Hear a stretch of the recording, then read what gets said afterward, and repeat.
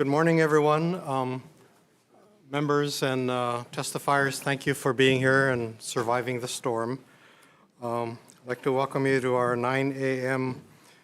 Joint hearing of the House Committees on Health and Committee, as well as Committee on Human Services and Homelessness.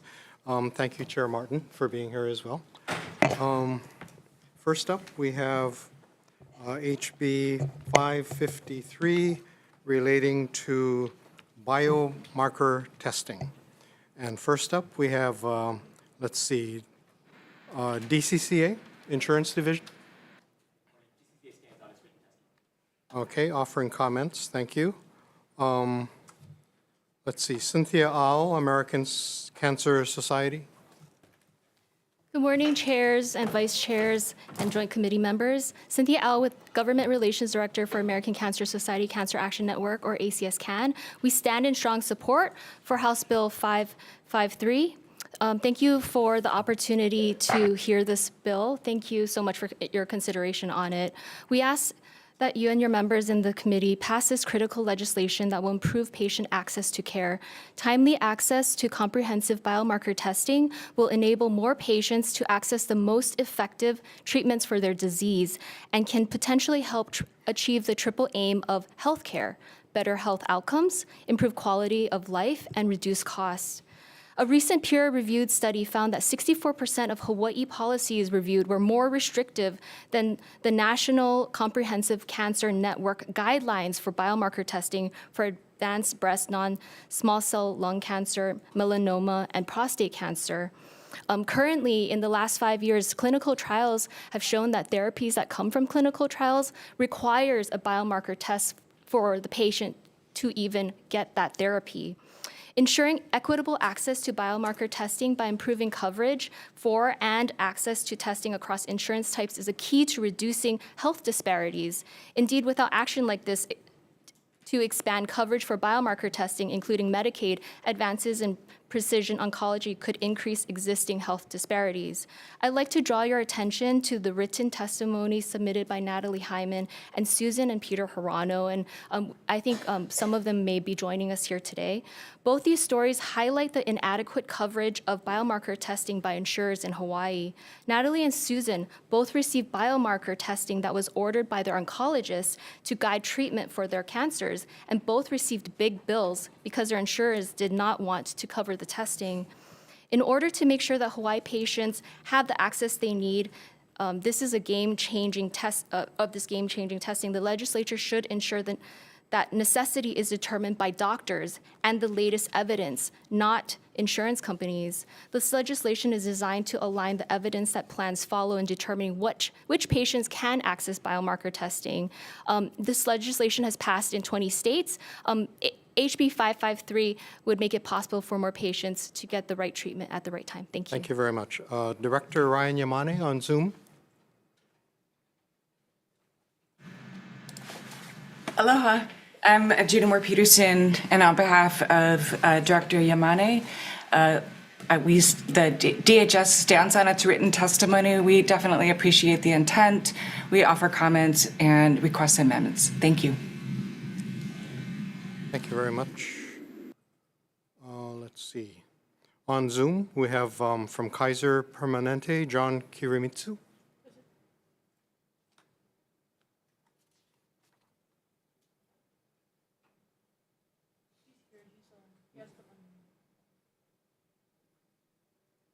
I'm sorry. Good morning, chairs, vice chairs, and committee members. John Kimitsu, counsel for Kaiser Permanente. Kaiser stands on its written testimony offering comments available for any questions. Thank you. Thank you. Let's see. HMSA, Don Kurisu. Thank you. Hawaii Association of Health Plans, Rachel Wilkinson.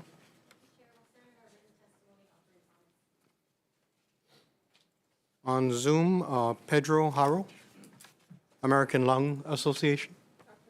Not present. Offering support. Let's see. On Zoom, Natalie Hyman. Please proceed. Oh, hi. Good morning, committee members and chairs and vice chairs. My name is Natalie Hyman. I live in Kailua, and I'm a patient advocate living with stage 4 metastatic breast cancer, and I'm in strong support of HB 553. I was diagnosed with stage 4 metastatic breast cancer in 2020. And I'm still here, and thanks in large part due to biomarker testing. At the time of my original diagnosis, my oncologist ordered biomarker testing of my tumor. And at the time, that biomarker test was the professional standard of care in breast cancer oncology, which is probably why my local oncologist ordered the test without expressing any concerns to me about insurance coverage or possible denial. Because the results of the test would reveal if any targeted therapies might work on my cancer. My insurer denied coverage for the test based on their determination of medical necessity. The company's reason for denying me coverage for the standard of care biomarker testing was, and I quote, the use of comprehensive genomic profiling expanded cancer mutation panels for selecting targeted cancer treatment does not meet payment determination criteria because there is a lack of evidence that this technique improves health outcomes. Okay, that's what they told me. Many patients give up upon initial insurance denials because they don't have the energy or the knowledge to appeal it. In my case, the testing company agreed to appeal on behalf with help from my oncologist. However, despite their months-long efforts, the insurer still refused to pay for it, and the cost was $5,800. And this biomarker test, I want to point out, arguably already meets the definition of medical necessity under Hawaii law. Medically necessary, as decided by the insurer plan's medical director, is often inconsistent with the recommendations of the treating physician, professional standards of care, and clinical practice guidelines. I have one more example to share. Another example of my insurer denying coverage for medically necessary biomarker testing happened to me in 2023. So in July of 2023, my cancer progressed, which means I needed to change treatments. Earlier that year, on January the 27th, the FDA approved a new drug called elacestrant for ESR1 mutated metastatic breast cancer with disease progression. And I fit that exactly. And the FDA at that time also approved a companion diagnostic advice, which was a specific biomarker test to identify patients with breast cancer for treatment with this new drug, elacestrant. My cancer subtype and treatment history aligned with the new approved drug, so my oncologist ordered the corresponding test. It revealed that I did, in fact, have the ESR1 mutation, and I was approved to receive the elacestrant treatment. However, my insurer did not approve coverage for the test. It's been over 18 months now, since July 2023, and my insurer still has not issued a coverage decision. I'll just be one more second. Ms. Hyman, I'm going to ask you to summarize, please. We need to wrap up. Yeah, the test cost $9,650. And again, this biomarker testing was fit within the Hawaii definition of medical necessity. So in short, patients should be able to get biomarker testing when it's ordered by their doctor and there's sufficient information to guide their treatment, but that's not what's happening today. The insurers can use their own definition of medical necessity in order to deny coverage. Thank you so much. Susan Hirano.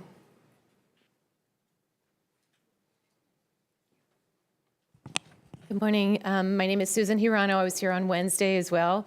Hopefully both of our nerves are a little less today than they were then. And I promise I won't talk as quite as long. I just wanted to give you a little personal context. When you have a conversation with your oncologist for treatment, they make the recommendations of what kind of treatment you should receive. It's not the patient saying, I want a biomarker test. It's the doctor coming to you saying, we need to determine the best course of care for you. And in order to do that, you need a specific blood test to find out what mutations you have. So similar to when you all go to the doctor for a regular checkup, they order blood work. And we review that blood work in order to determine what the next steps are. It's the same thing in oncology. It's just more specialized. And you never have the conversation with your oncologist as to whether or not that's going to be covered by insurance.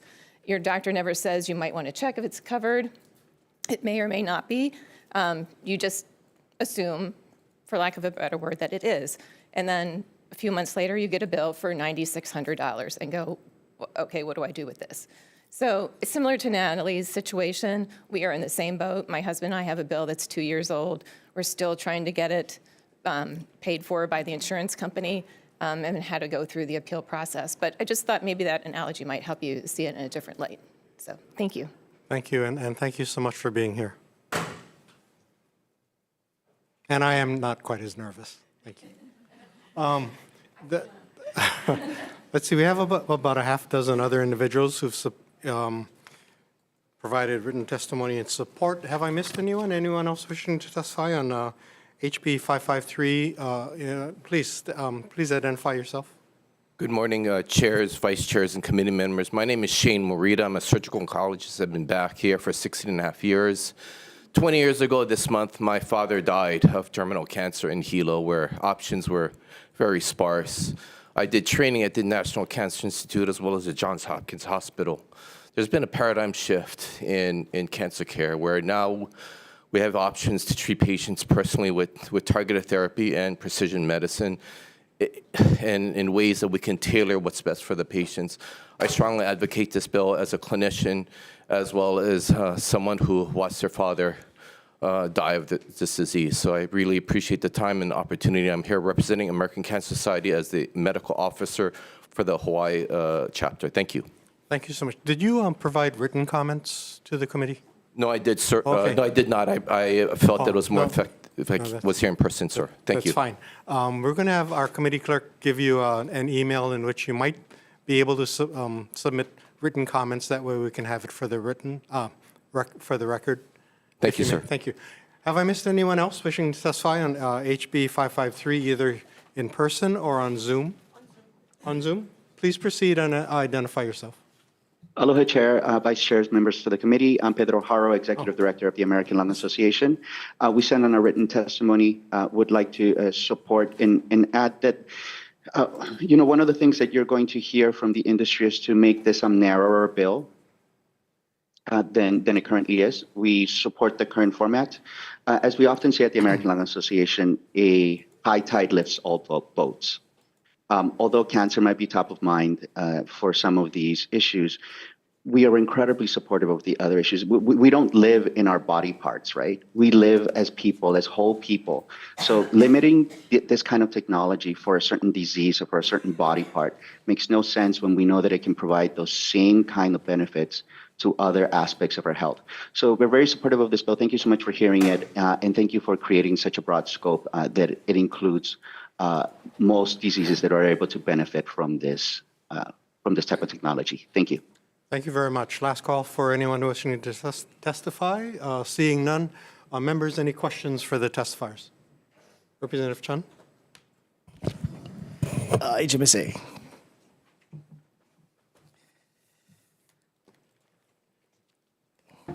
Morning. Hi, morning. Thanks for being here. So I know we've kind of been working on this issue since last session, and we had our study, and really the focus was around the medical necessity standard. But as you've kind of heard, there's might be some issues with the standard of care, even though that's included in the definition of medical necessity. So would you folks still be willing to open to looking at expanding it beyond medical necessity? I think right now, currently, I think it's important that we keep the medical necessity statute. However, I do think that each individual going on this journey is very unique, and their care journey is very unique as well. And so we're certainly open to having a conversation and looking into any of those claims that were denied or any of those treatments that were questioned. I do think that it's important that we ensure that all of our members get the highest quality of care. Okay, thank you. Thank you, Chair. And thanks for being open to work with me on it. Sure, and certainly open to furthering the conversation as well. Thank you. Members, any other questions? Seeing none, let's move on to HB 556 regarding colorectal cancer. First up, we have Director Yamane, Department of Human Services. Aloha, Chair. Good morning. Judah Moore Peterson, MedQuest Administrator on behalf of the Department of Human Services. We stand on a written testimony offering comments. Give get my testimony here. And we appreciate the intent. We offer comments regarding sections 1, 4, and 5. I also would like to note that we respectfully request that this program and appropriation not conflict with, reduce, or replace priorities identified in the executive budget. Thank you very much. Thank you. Department of Health.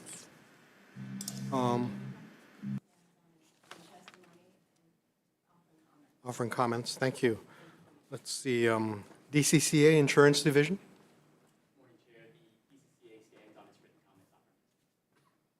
Offering comments. Thank you. Written testimony offering comments. Yes. Let's see. On Zoom, we have Community Clinic of Maui, Andrew Van Wieren. Please proceed. Good morning, everyone. Aloha. My name is Andrew Van Wieren. I'm a primary care physician, internal medicine physician, and the Chief Medical Officer at Community Clinic of Maui, Malama Ikeola, a federally qualified health center on Maui. I submitted written testimony as well, which I stand by, and I just wanted to say a few comments this morning as well that I and our clinic are strongly in support of House Bill 556. And specifically, we're charged by the federal government to take care of patients regardless of the ability to pay for their service, including patients without health insurance. And for those patients, the main way that they're able to access screening for colorectal cancer screening is through stool-based tests, such as a fecal occult blood test or a Cologuard test, which you may have heard of.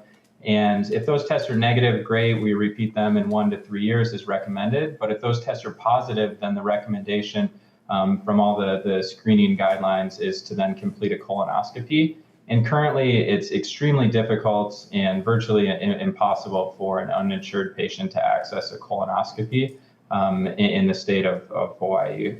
There just aren't good mechanisms set up currently. And I think from my understanding of this bill, it will help set up those mechanisms. We've had a handful of cases in the past couple of years. It's not a huge number of patients, but it's an important equity issue. And we're seeing uninsured patients have positive stool screening tests without access to colonoscopies. And that's a very difficult position to put those patients and our providers in. So again, we're strongly in support of this bill, and I'd be happy to answer any questions at any point. Thank you very much. Let's see. We have Cynthia Au, American Cancer Society. Thank you, chairs, vice chairs, and committee members. Cynthia Au, American Cancer Society Cancer Action Network, Government Relations Director. We stand in support with amendments. Colorectal cancer, or CRC, is the third leading cause of cancer in Hawaii and the third leading cause of cancer deaths nationwide. But these deaths are preventable from increased access to screenings. Everyone should have equitable access to care. As a member of the Colorectal Cancer Task Force under the Hawai'i Comprehensive Cancer Coalition under the Department of Health, the task force has identified barriers in preventive screening for the uninsured and underinsured population in Hawaii. We urge the legislature to fund a program akin to the Hawaii Breast and Cervical Cancer Control Program. We offer amendments to the bill found in our written testimony for the similar program language. Thank you for this time to testify. Thank you very much. Let's see. Rachel Wilkinson, Hawaii Association of Health Plans. Thank you. Let's see. That's all I have about a half dozen other organizations offering comments in support. Have I missed anyone else wishing to testify on HB 556? In person or on Zoom? Yes, Doctor, please. Good morning again, Chair, Vice Chairs, committee members. Again, Shane Morita, surgical oncologist for 16 and a half years, medical officer for the American Cancer Society Hawaii chapter. Strongly endorse this bill as representing American Cancer Society. As a clinician, taking care of these colorectal cancer patients are extremely important. Early detection does save lives. We all know that the rate of colorectal cancer has doubled in those under 50 years of age. So this is very important, and I strongly support this. Thank you for this opportunity. Thank you very much. Members, any questions of our testifiers? Seeing none, let's move on to decision-making on these two bills. First of all, we have HB 553 relating to biomarker testing coverage. I suggest we move this bill on with a House draft, providing for technical amendments for style, clarity, and consistency, as well as adding a defective date of July 1st, 3000. For members of the audience, adding a defective date doesn't literally mean we make it effective in 3000. It simply ensures that there's further discussion of this bill as it progresses. So that's my recommendation. I know there's further discussion to be had, but there are two more committees in which this discussion will be had. So members, any questions, comments, concerns? Representative Alcos. Chair, this is a good bill. I would like to see these pass. Recently, I lost my wife in November 21st last year and battling cancer stage 4. And if we had to take on all these bills that, through programs that not covered in our medical, this is high money, and we don't make enough to save these kind of money to pay these medical. So whatever offers that can help the families at home and making it easier, I highly recommend moving forward these bills. Thank you. Thank you. Thank you so much. Any other questions, comments, concerns? If not, Vice Chair, would you take the vote for Committee on Health? Thank you, Chair. Voting on House Bill 553, it's the Chair's recommendation to pass with amendments. Chair votes aye. Vice Chair votes aye. Member Amato. Aye. Member Chung. Aye. Member Martins. Aye. Member Olds. Aye. Member Takanouchi. Aye. Member Alcos. Aye. Member Garcia. Chair, your motion, Chair, your recommendation is adopted. Thank you. For the Committee on Human Services, same recommendation. Any questions or comments? Seeing none, Vice Chair for the vote, please.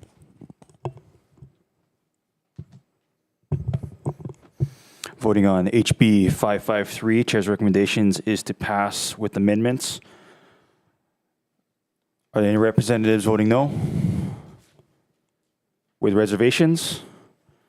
Chair, your recommendation is adopted. Thank you very much. Next bill is HB 556 relating to colorectal cancer.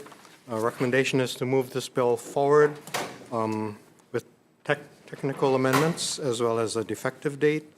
Note that it has a blank amount and is so noted, will be so noted in the report language. Also, on page 1, we'll adopt the recommendations to change references from Medicare to Medicaid, where it's mentioned twice in error. Members, any questions, comments, concerns? If not, Vice Chair for the vote. Thank you, Chair. Voting on House Bill 556, Chair's recommendation is to pass with amendments. Seeing all members here, any members voting no? Any with reservation? Chair, your motion is adopted. Thank you. For the Committee on Human Services and Homelessness, same recommendation. Vice Chair for the vote, please. Voting on HB 556, Chair's recommendation is to pass with amendments. Any members voting no? With reservations? Chair, your recommendation is adopted. Thank you very much. Let's move on to our 9:15 agenda of the Committee on Health. First up, thank you again for being here. Forgot to mention some standing housekeeping rules. We appreciate all of your testimony. We'd like to institute we do have a 2-minute suggested time limit. Ask that you try and hold your testimony to that time. We have your written comments and testimony, so be assured that we've have access to it and have reviewed it. So we have that on the record. For those on Zoom, please keep yourselves muted until it's time to testify and unmute yourself when you're done. try and avoid the use of any copyrighted images or images while you testify, because that's against our Zoom rules, and appreciate everyone being civil and courteous to each other, exercising the aloha spirit, which pretty much is not need to be said.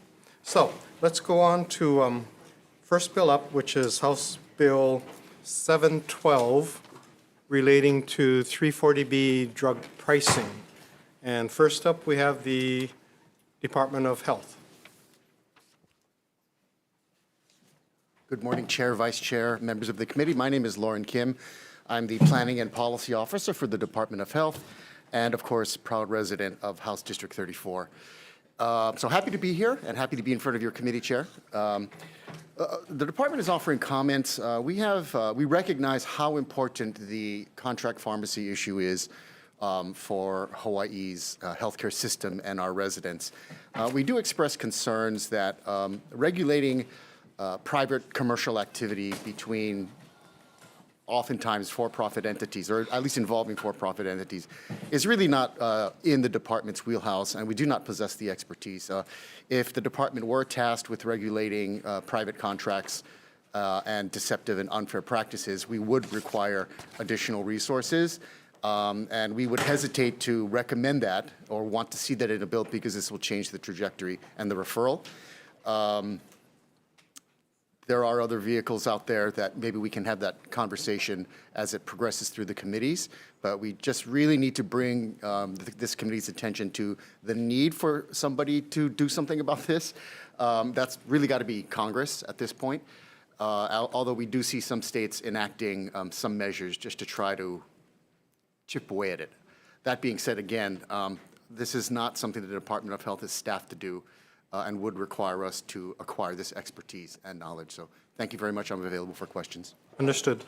Let's see, on Zoom, we have the Attorney General. Not on Zoom. Present. Yes. Please proceed. Good morning, Chair, Vice Chair, members of the committee, Melissa Chief, Deputy Attorney General. To add to what Mr. Kim was saying, they don't have the expertise to implement the bill as written, so we were suggesting, as our testimony stated, it be placed in 481B of the Hawaii Revised Statutes. And if you have any questions, I'm happy to try and address those. Thank you. So noted. Thank you very much. Let's see. Pharmaceutical Research and Manufacturers of America, William Gu. Morning, Chair, Vice Chair, committee members. My name is William Gu, here on behalf of PhRMA, which is a trade association for many of the largest pharmaceutical companies in the United States. PhRMA stands on its written testimony in opposition to the bill. I'd just like to add that notwithstanding the contents of this measure, that PhRMA's members are in compliance with the intent of the federal 340B program mandates and are committed to its success. Thank you for the opportunity to testify. Thank you. Let's see, on Zoom, we have Hawaii Pacific Health, Michael Robinson. Good afternoon, Chair. Mike Robinson, Hawaii Pacific Health. We'll stand on our written testimony. I will add that the savings from the 340B program provides the type of support that we need to keep critical services at our hospital system. For example, at Straub Medical Center, due to the practices of PhRMA, we're losing about $1 million a month from these unilateral decisions that are being made. I would also add that this bill is identical or very close to statutes that have been passed in many other states. So it is not a new type of intervention at the state level, and it has survived legal challenge almost in every case. So I think even when you think about services like the Straub Burn Center that we know was stretched very thin during the most recent firework tragedy that occurred. I mean, these are the types of revenue streams that nonprofit hospital systems in our state rely upon. So very important that this bill gets passed and that we figure out some way to address this. Thank you. Thank you. Also on Zoom, we have Hawaii Island Community Health Center, Melissa Baumgardner. Good morning. Thank you, Committee Chair, Vice Chair, committee members for the opportunity to speak on behalf of my organization and myself. My name is Melissa Bumgardner. I'm the Director of Pharmacy Services at Hawai'i Community Health Center. We did submit written testimony, which I stand on today, and I'm here today solely to speak on behalf of the patients who are not represented in this room. The testimony that I submitted speaks about the program and what it brings to our health center, but I would like to represent what it means for our patients. There is not a single manufacturer right now that will ship insulin to our contract pharmacies. My daughter last year, who is 15 years old, was diagnosed with type 1 diabetes. Her name is Amaris. Lokalani is 3 years old. She was diagnosed with type 1 diabetes when she was 1 year old. Nadine has had type 1 diabetes for 30 years. They cannot access insulin at our contract pharmacies because the drug manufacturers will not ship it there. We have only one pharmacy in our health center to service our entire population of 40,000 patients right now on our island. Without access to 340B priced medications at our contract pharmacies, our patients cannot access the low-cost medications that this program was designed to provide to our patients. So I strongly encourage you to consider the people that we are here to serve. The mission of our department is E'alu, E'ala, Eku Lima, which means, loosely translated, up, together, join hands. It is a call to come together to tackle a given task, and our task is to ensure that our patients have access to the medications they need. Without this bill, that will stop the restrictions that are currently in place. We simply cannot do our job. Thank you for considering. Thank you. Let's see, Healthcare Association of Hawaii, Hilton Rethel. Thank you, Chair, Vice Chair, members of the committee. Hilton Rethel, President and CEO of the Healthcare Association. Thank you for the opportunity to testify in strong support of this bill. This legislation, what we're proposing, would prohibit drug manufacturers from limiting access, as you've just heard, to necessary drugs under the 340B program in communities across this entire state. Hawaii hospitals are currently losing at least $30 million a year due to these restrictions, and our federally qualified health centers, as you just heard, are also negatively impacted by the policies of the drug manufacturers. We believe Hawaii should join nearly 20 other states and adopt this legislation that stops these practices. Our written testimony provides much more detail about the 340B program, how it's designed to work, and how the actions of drug manufacturers stand in the way of this program. The restrictions are imposing are diverting critical funds from not-for-profit hospitals and community health centers. We are asking for amendments to the measure today to reflect language that has withstood legal challenge in other states. We ask for your support for this legislation, which will protect the 340B program and help preserve healthcare access for Hawaii's most vulnerable residents. Thank you for your time, and I'm available for questions. Thank you. Let's see, we have Queens Health Systems.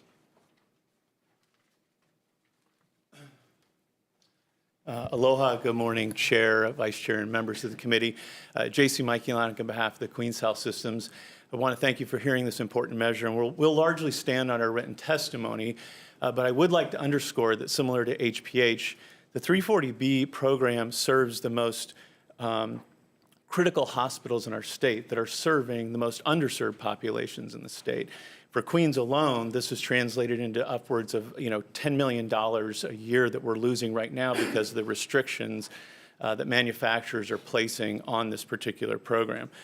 So we would simply like you to preserve this bill, make sure that the intent of Congress is executed to its full extent, and please pass this measure out. And we support the amendments that HAH has proposed as well. Mahalo. Thank you. Let's see, we have written comments from 19 organizations and individuals expressing support. Also statement in opposition from Biotechnology Innovation Organization. Have I missed anyone else wishing to testify on HB 712 in person or on Zoom? If not, members, questions? Let's see. Just a quick question for Healthcare Association. Mr. Rathel? I know your written testimony reflects this, but for those who may not have access to your written testimony, can you describe how many hospitals are affected by this and whether they're all located on Oahu or elsewhere? How many hospitals? 15. So 15 hospitals across the state are not all located on Oahu. So this is a statewide issue. And one of the important things to note is that the hospitals and federally qualified health centers were able to participate in this program through these contracts, using pharmacies in their communities. It's a recent change by the pharmaceutical manufacturers that has limited their ability. So hospitals and the federally qualified health centers were able to take broad advantage of this program, but through recent action by the pharmaceutical companies in Hawaii and other states, that access has been restricted. And what we're asking for is legislation to go back to the original intent of the 340B program, a federal program. Yeah, we would love for it to be fixed federally, but in the absence of a federal fix, we're asking for the states. Legislation has been passed that in a number of other states, that legislation has been challenged in the courts, and in every single instance where it's been challenged in the courts, that legislation has been upheld. That supports the 340B program. We're asking for that same legislation here in the state of Hawaii. Thank you. And how much roughly do hospitals benefit from the existing program, and how much would they benefit from the measure should it pass? Well, right now, our best estimate for the hospital side is a loss of revenue of about $30 million a year. We don't have the number from the federally qualified health centers. We just haven't been able to get that information. So that would be on top of that $30 million a year. So this is funding that the hospitals and federally qualified health centers used to get. Now, it's important to understand there's no state funds here. There's no state funds. There's no federal funds. This is simply an issue between hospitals, the contract pharmacies, and the drug manufacturers. So we're not asking for a handout. We're not anything like that. It's simply we're saying hospitals rely on this revenue. The federally qualified health centers rely on this revenue. They've not been able to use that. They've lost access to that revenue over the last few years because of these contracts put in place by the pharmaceutical manufacturers. And finally, should you be able to gain access to the $30 million or so dollars, what would you use the money for? This money is used, all of our hospitals, every single hospital in the state of Hawaii is not for profit. They're all here to serve their community. Their ability to serve their community is dependent on funding streams like this you heard stories in earlier testimony about uninsured patients. This type of funding allows us to provide care to uninsured patients or underinsured patients. So not all the programs, as we know, Medicare, Medicaid, others, cover costs, the entire costs of care. These types of revenue streams help fill that gap to provide care in patients, and especially, as you heard, for our most vulnerable patients, those who have no insurance or who are underinsured. Oh, thank you. No more questions. Any other? Okay, if not, let's move on to House Bill 72 regarding registration of pharmacy technicians. And first up, we have, let's see, UH System in support? Oh, I'm sorry. Yeah. Written only. Okay, in support. Hawaii Pharmacists Association, Corey Sanders. Good morning, Chair, Vice Chair, members of the committee. Corey Sanders, Director of the Hawaii Pharmacists Association. We'll stand on our written testimony, and I'll remain available for questions. Thank you. Walgreen Company, Tiffany Yajima. On Zoom? No, not, oh, here, okay. Morning, Chair, Vice Chair, members of the committee. Tiffany Yajima on behalf of Walgreens. Walgreens submitted comments on this measure and offers suggested amendments. With these amendments, we're in full support of it. In 2024, the legislature passed Act 104 that allowed technicians to administer immunizations. Act 104, this measure builds upon Act 104. We do offer, as I mentioned, several amendments to our testimony to clarify the different roles of pharmacy personnel who are behind the counter. Happy to answer any questions. Thank you. Thank you. Let's see. Molokai Drugs, Kimberly Mikami Svetten.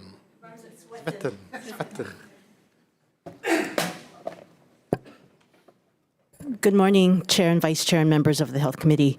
As a rural healthcare provider, access to comprehensive, high-quality healthcare services is our mission at Moloka'i Drugs. On behalf of our employees and patients, I am testifying in favor of HB 72, which will create necessary regulations for pharmacy technicians in our state. At Moloka'i Drugs, now celebrating 90 years of service, our pharmacy technicians are essential in workflow management, from data entry to helping confirm inventory management, to contacting providers on island and off island, to product dispensing, to giving the prescription to the verifying pharmacist, to returning the final medicine to the patient at point of sale. Hawaii is the only state in the United States without an active managed list of practicing pharmacy technicians. Beyond enhancing our Moloka'i patient safety, this measure will lay the foundation for pharmacy technicians in Hawaii to expand their scope of practice in the future. Across the country, pharmacy technicians are taking on advanced roles, such as administering immunizations and assisting with medication management. Right now, at Moloka'i Drugs, our pharmacy technicians administer over 40% of our immunizations. Without regulation, Hawaii risks falling behind in providing the best possible care to our communities, especially rural communities like Moloka'i with limited medical resources. Many of our people, especially our kupuna, have challenges getting on-island healthcare. With only one airline and no ferry providing transportation, our people have even more challenges getting to Oahu, Maui, and the mainland for medical services and procedures. I would like to add to the written testimony, I have an event today, so I'm here for this event. I flew in Wednesday night to miss the storm. 2 weeks ago, my Mokulele Airlines flight was canceled. They were not flying for 5 days. I took a 23-foot boat from Kaneohe to Moloka'i that took 3 hours and 45 minutes so I could get home to my pharmacy. You are going to hear more and more about the challenges we have with healthcare. When you add transportation issues where our one airline cannot provide service that is needed, you're going to start seeing even more people getting sicker. And like I tell people who want to move home, I tell them, if you have a healthcare issue, you do not want to move to Moloka'i at this time. HB 72 comes at a very reasonable price tag, and even small pharmacies such as Moloka'i Drugs are willing to pay for these regulations. On behalf of our staff and island population of 7,000 full-time residents, we ask that you support HB 72 and help Hawaii become the 50th state of 50 to finally align our pharmacy technicians with national standards. Our Moloka'i-based pharmacy technicians live full-time on our island and know our people. They work hand in hand with our licensed pharmacists. Our pharmacy technicians are essential healthcare employees, and they help keep Moloka'ians healthy and thriving. Thank you. Thank you so much for being here. You know you can Zoom. I normally Zoom. But I was here for an event today. Okay, in the future. Thank you. Let's see, we have statements from 8 other individuals in support, as well as from KTA Pharmacy. Have I missed anyone else wishing to testify on HB 72, either here or in person? If not, members, any questions? Seeing none, let's move on. Next bill is HB 714, Healthcare Workforce Development. And first up, we have Department of Health. The department will stand on its testimony supporting the intent. Thank you. Supporting intent. Hawaii Health Systems Corporation in support. University of Hawaii System. Please step forward. Good morning, Chair, Vice Chair, members of the committee. I'm Della Teraoka, the Interim Vice President for the University of Hawaii Community Colleges. We do support this HB 714, and I've submitted written testimony, and I'll be available if you have questions. Thank you. Thank you. Department of Education. Thank you. Let's see, Hawaii State Council on Developmental Disabilities. In support. Healthcare Association of Hawaii.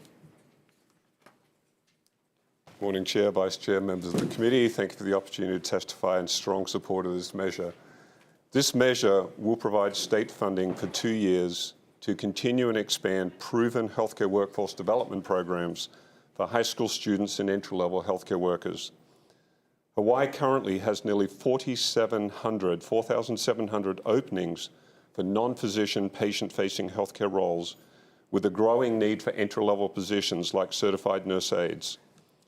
The 2 programs supported by this measure are having a material impact already on addressing our workforce challenge. In 2024, we were able to train more than 100 public high school students across 14 schools, achieving a 98% completion rate and a 75% employment rate. The second program in this funding would support is the CNA to LPN Glide Path program. In 2024, we were able to support 34 CNAs in this program. This year, we have 50 students enrolled in this program. These individuals are able to earn their licensed practical nurse licensure while continuing to work, which provide the opportunity to increase their salaries materially and which move them up one step on the healthcare career ladder. Healthcare employers have heavily invested in these programs, providing instructors and hands-on training to support students. And we have more applicants in all counties waiting to enter this program. With this funding, we'll be able to continue both of these programs. We have requested an amendment to direct funding to the Department of Business, Economic Development and Tourism, which currently administers the program. Thank you again for your time. Thank you. Let's see, on Zoom, I believe we have Kaiser Permanente. Please proceed. Good morning, Chair, Vice Chair, Jonathan Ching for Kaiser Permanente. I'll stand on our written testimony. I'm in strong support of this measure.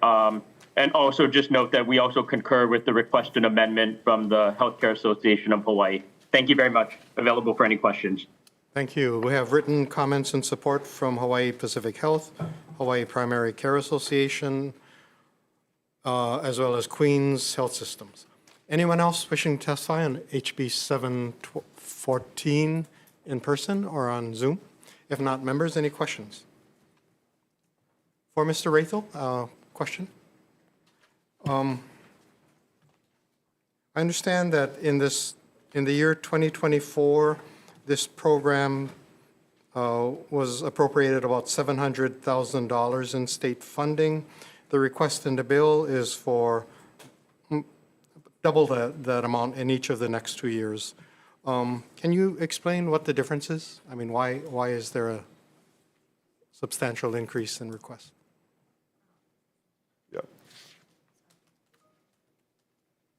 Good morning, Committee. Paige Heckathorn-Troy with the Healthcare Association. We had requested about $750,000 per program. So individually for the healthcare certificate programs in the public high schools, and then also for the CNA to LPN Glide Path. So this year, we're just squishing them together, and that's why I think it looks like it's doubled the funding. But it was just funding for 2 different programs. Okay. So it's actually thank you. It's actually this. I was trying to work out what was going on. It's actually the same level of funding. Thank you. Okay, got it. Thank you. You're just combining different programs. Yep. Thank you very much. Yep. Any other questions? If not, let's move on to HB 1179, Rural Emergency Hospitals, Department of Health. Good morning, Chair, Vice Chair, members, Lauren Kim, Department of Health. The department supports this measure. There is a specific hospital looking to make this change, and we had been in communication with them, and we recognize that this is going to make that facility much more viable and more improve healthcare access that aligns with their strengths for their community. That being said, our initial research in the Department of Health is that we don't necessarily need state authority to do this, but we do think it's a good idea to codify it. Recognizing that triple referral deadline is just days away, we would like to request until Monday to get you specific amendments. I was driving out to Kapolei yesterday specifically for a meeting to provide this committee with amendments, and I made the mistake of getting on the freeway at 3 o'clock in the afternoon. And when visibility got to 10 feet, we turned the car around and went back home. So I'm prepared to work with my colleagues to prepare amendments to Chapter 321, specifically authorizing rural emergency hospital designations by the Department of Health. But again, I apologize, I don't have it this morning. Okay, let me just offer this comment at this time. Because this is a triple referral bill, Yeah. I'm going to suggest that should the committee move this forward, that you provide that testimony to subsequent committees. Understood. For their consideration. Yes, Chair. Because of our deadline. Definitely all right, recognize the thank you. triple referral deadline. Let's see, Department of Human Services. Aloha, Chair, members of the committee. Judy Moore Peterson, MedQuest Administrator, on behalf of the Department of Human Services. We stand on a written testimony offering comments. We appreciate the intent, but we do note some concerns around the intent to preserve Medicaid protections, which are actually at the federal level and not at the state level. We have some concerns, and we will do some research on that. Thank you. Thank you very much. Let's see, we have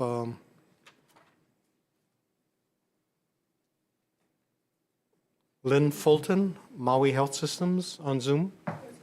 Yes, aloha, Chair, Vice Chair, and members of the committee. I'm Lynn Fulton, the CEO at Maui Health. I stand on the testimony that I submitted, but I do want to stress that the value that this will bring to Maui Health and specifically our hospital on Lanai.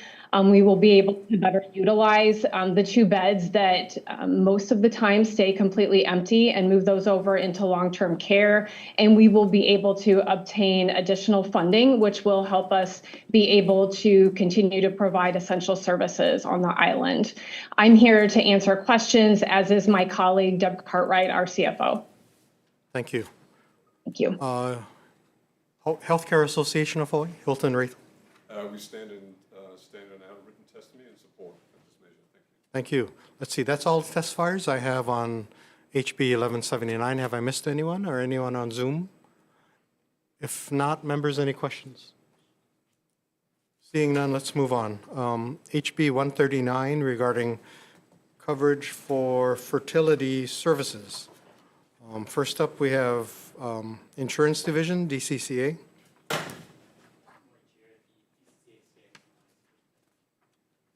Offering comments, thank you. Cynthia Au, American Cancer Society. In support, okay. On Zoom, Alliance for Fertility Preservation, Joyce Reinecke, not present?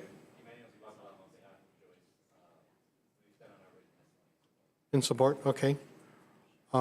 Dawn Kurisu, HMSA. Support, okay. Rachel Wilkinson, Hawaii Association of Health Plans. In support. Allison McKenney. Hi, good morning. Morning, Chair, Vice Chair, and committee members. My name is Allison McKechnie, and I'm a current breast cancer patient. I was fortunate enough to undergo fertility preservation treatments earlier this month. I was only able to receive this really expensive treatment due to the benefits of my insurance coverage, and without it, I wouldn't have the current peace of mind and optimism that I have while continuing treatment. So I'm just here to advocate for all of my breast cancer peers and a lot of other cancer patients who suffer similar fertility challenges due to their cancer treatments. And I believe that everyone deserves this coverage to be legally mandated. A lot of insurance plans do cover sperm banking for men undergoing cancer treatment, but they don't currently cover egg or embryo freezing for women, despite this being much more complex and prohibitively expensive. So I just urge you guys to pass this bill and join the other states who have similar legal protection to recognize fertility preservation for women. Thank you, and I appreciate the opportunity to testify. Thank you for being here. Let's see, we have written comments in support from I believe, 6 organizations. Anyone else here wishing to, in support, by the way, anyone else wishing to testify on HB 139 in person or on Zoom? Seeing none, members, any questions? Okay, seeing none, let's move on. House Bill 612, prohibiting certain surgeries. First up, we have Hawaii State LGBTQ+ Commission. On Zoom, please proceed.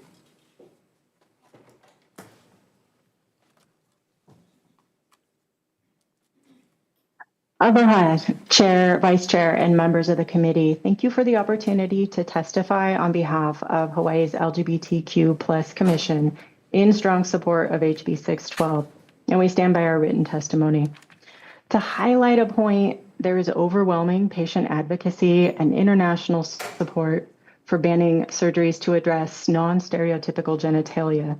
The choice of removing sensitive genital tissue should only be made with the consent of the patient, and there is no evidence that these surgeries do not affect sensation. Furthermore, it is unlikely parents are consistently able to provide accurately informed consent within the first year of the child's life. I appreciate the written comments presenting concerns about potential unintended consequences of this bill, such as preventing surgeries to correct hypospadias. The bill does already, however, include provisions for procedures that are required to address an immediate risk of physical harm.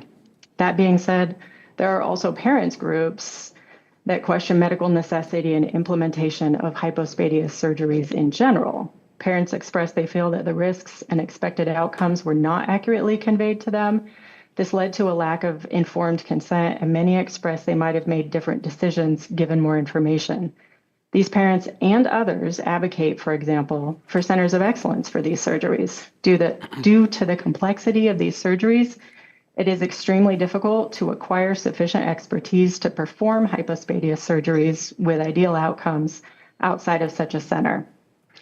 Therefore, it's difficult to advocate for such surgeries for intersex infants, except when absolutely necessary to prevent immediate medical harm. And finally, to quote from a 2024 systematic review, sex normalizing, quote, interventions are conducted based largely on rationales that were not adequately supported by evidence. A desire from parents and surgeons to match genital cosmesis typically ascribed to male and female bodies, and a parental desire for intervention conduct. Legislating and medical regulatory bodies should advocate for ending the conduct of irreversible, elective sex normalizing interventions conducted without the full, free, and informed consent of the person concerned to promote and protect the highest attainable standard of health for people with intersex variations. Again, the Commission and I strongly support HB 612. Thank you for your time. Thank you. Kapiolani Medical Center, Dr. Leslie Nicolay. Good morning. I am Dr. Leslie Nicolay, one of 4 practicing and board-certified pediatric urologists privileged to care for children of Hawaii. I am speaking today as a medical professional representing Kapiolani Medical Center for Women and Children, a mother, and most importantly, an advocate for our children, the children of Hawaii. Thank you for the opportunity to testify. We oppose HB 612, which oversimplifies the complex nature in these conditions. Intersex makes up a very small subset of children with physical sex variations that are complex and diverse.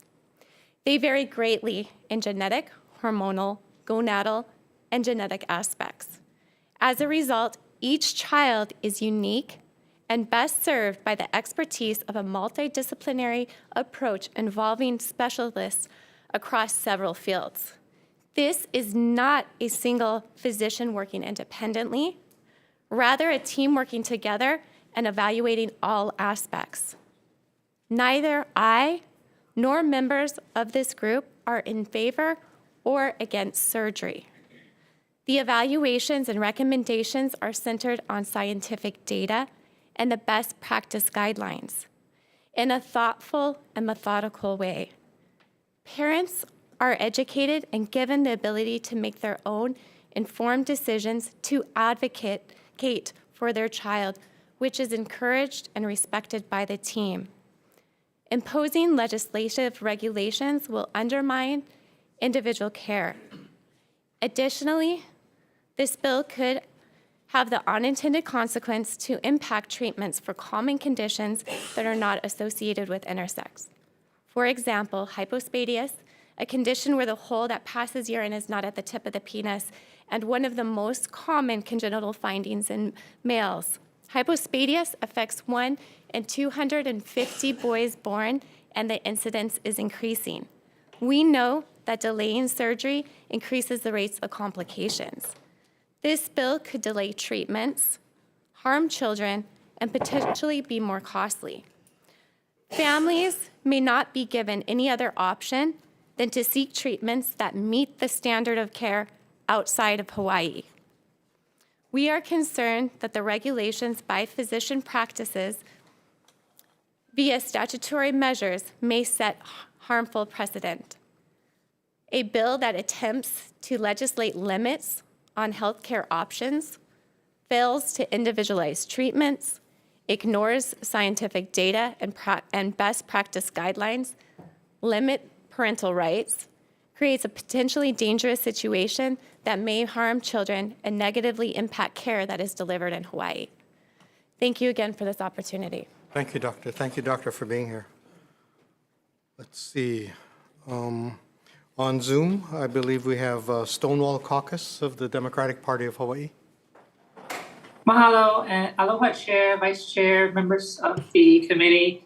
My name is Abby Simmons. I am the chair of the Stonewall Caucus of the Democratic Party of Hawaii, and I'm here to stand on our written testimony in strong support of HB 612. Mahalo. Thank you. Next, we have Pride at Work Hawaii, Michael Galoyu, Jr. Aloha. Good morning. Michael Galoyu Jr., he, him pronouns. Happy New Year. What we're actually talking about here today is ending forced genital mutilation. There's nothing medically necessary about scooping out the reproductive organs of an infant. There are unintended consequences of this bill are not there because of the protected wording that's already in this bill. This bill was crafted in such a way to ensure that there are no unintended consequences. What we are trying, and yes, intersex do make up a small subset of our entire population. What the previous testifier failed to mention is that we don't exactly know how many intersex children are out there or how many births because of these invasive medical procedures that happen so quickly after birth. The estimates is 1 in 1,000 to 2 in 1,000, 1 in 1,000 to 1 in 2,000 births as a child is born intersex. What we are calling for in this bill is to protect those. We have put guidelines on, we put restraints on the medical professions to protect the most vulnerable, and that is our intersex community. They go unseen, they are unheard, and we are here to advocate for them to ensure that this bill is not perfect. We would actually rather see this ban to be held until their 16th birthday to give the keiki a chance to grow and mature and figure out who they are. And so we hope that you will pass this bill forward so we can continue this conversation to help protect the most vulnerable. Because in the list of specialists that the doctor provided, there's not one intersex person that's listed as a specialist here, and there is no such. And also to give the parents a chance to learn who their baby is and let them grow naturally and figure this out for themselves. So let's protect the most vulnerable. And remember, the medical professional also just 50 years ago thought being gay or lesbian was a mental health problem, and we now know that is not true. So side on the be bold today, do good trouble, and pass this bill out. Mahalo. Thank you, Mr. Galoyu. Let's see, we have statements in support from 17 individuals as well as 1 in opposition. Anyone else I missed who is wishing to testify on HB 612 in person or on Zoom? If not, members, any questions? Excuse me. Seeing none, let's move on.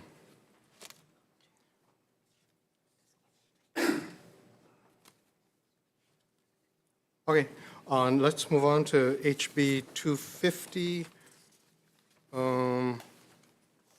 Regarding prior authorization. First up, Dr. Jack Lewin, Hawaii State Health Planning and Development Agency. Aloha. Good morning, Chair, Vice Chair, members of the committee.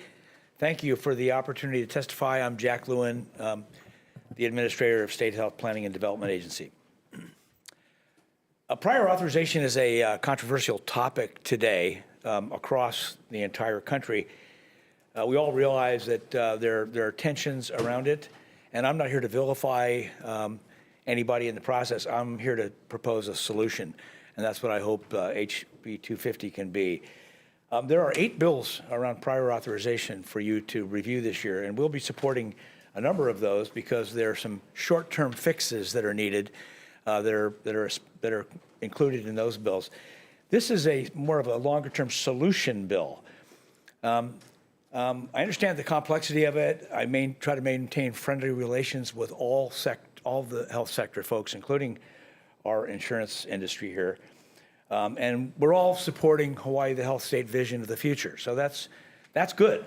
But HB 250 does 2 things. It requires reporting on prior authorization parameters and practices to SHPTA so we have a better understanding of what's really going on and there's transparency.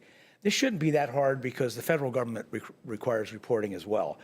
The second part is a bit of innovation suggestion, which is to create a body that would look at the standards that already exist across this country in every specialty and in every disease focus area that have been painstakingly created. They're peer-reviewed by excellent scientists and professional bodies, and they exist today.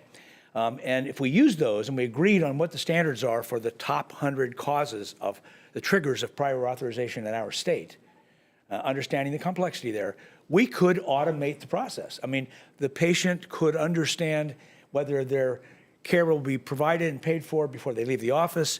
That could happen before you're fully admitted to the hospital. It could happen that quickly. And I think all of us think that goal would be great. And I think that's true of the insurers as well as doctors and everybody else. SHPTA can manage this process.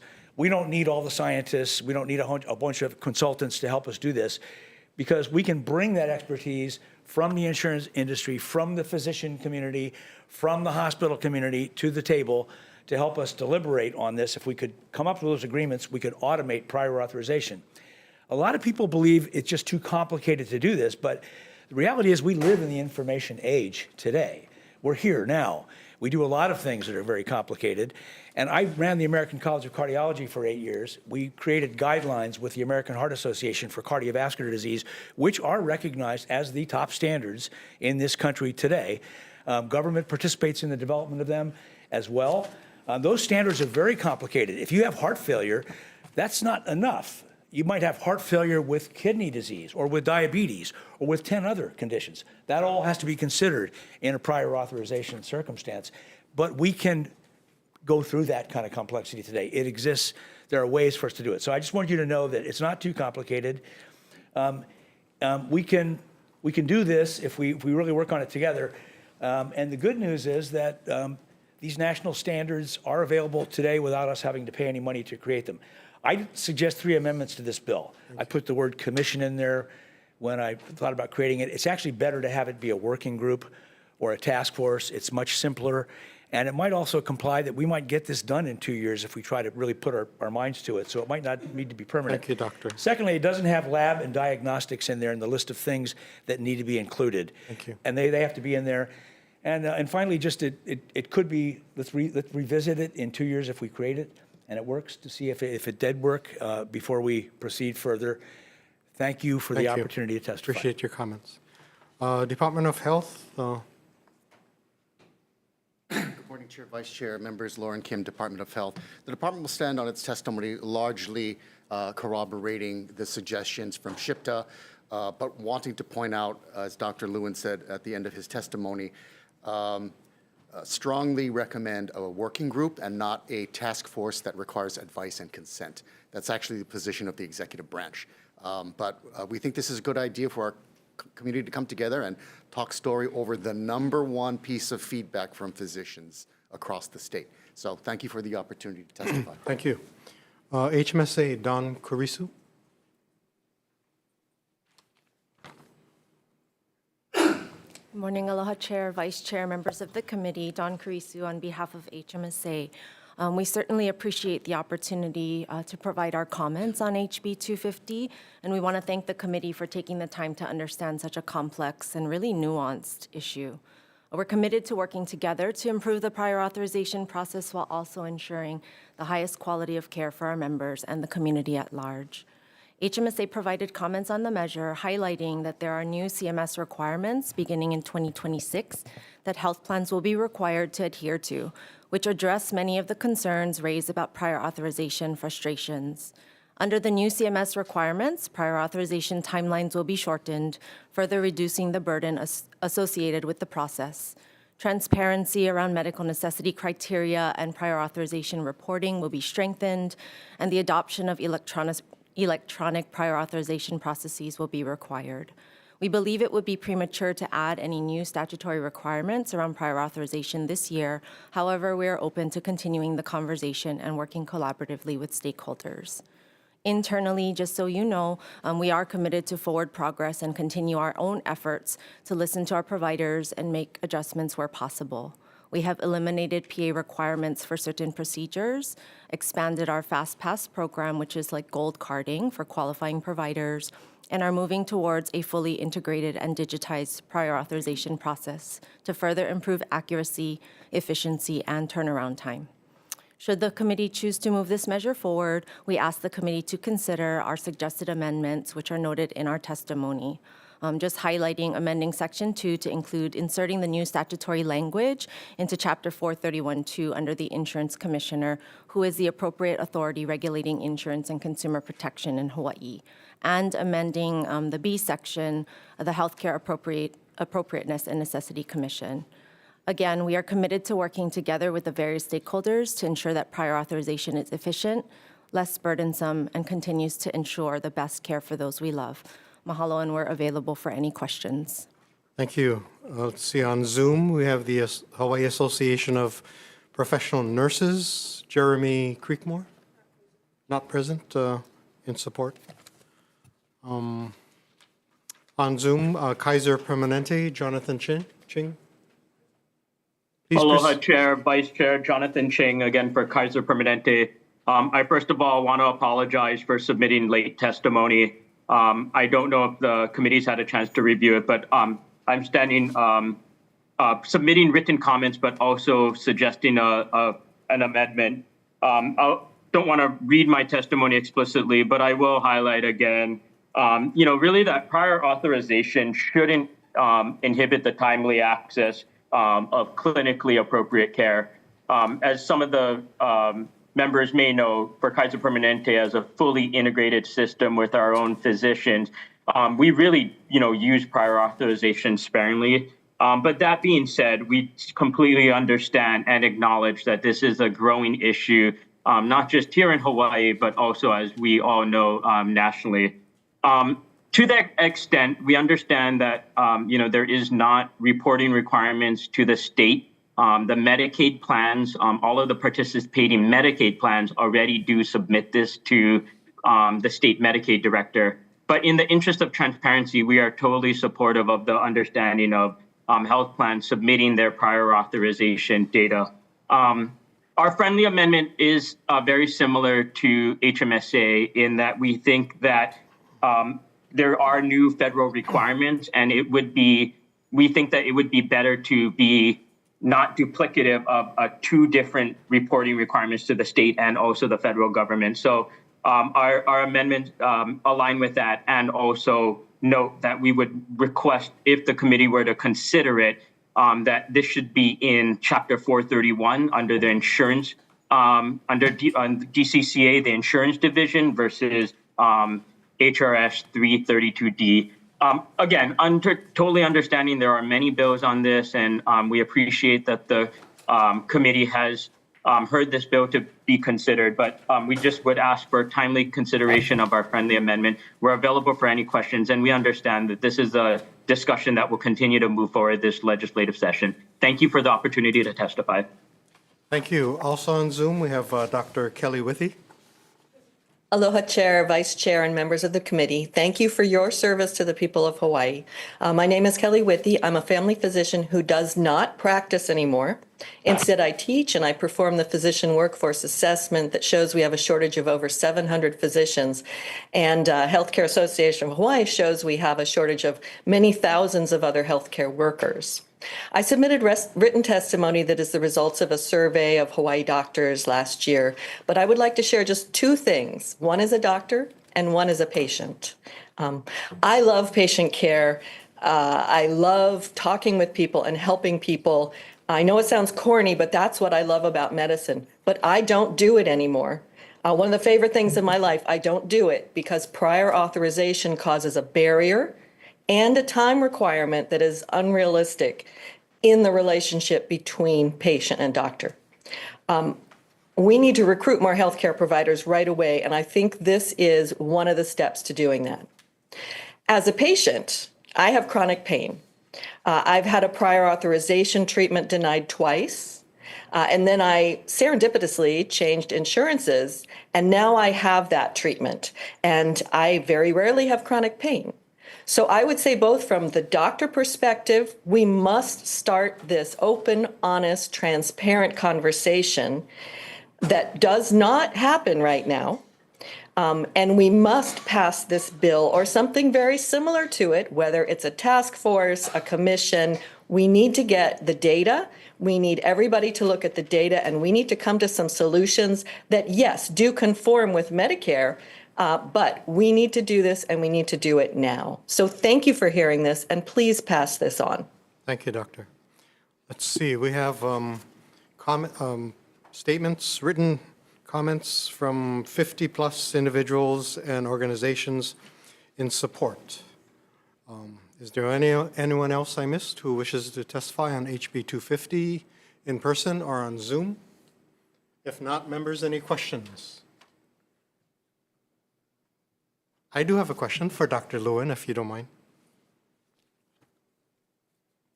Dr. Lewin, we heard from HMSA saying in their testimony that we expect to have CMS guidelines in this matter issued in 2026, and if so, why do we need this bill?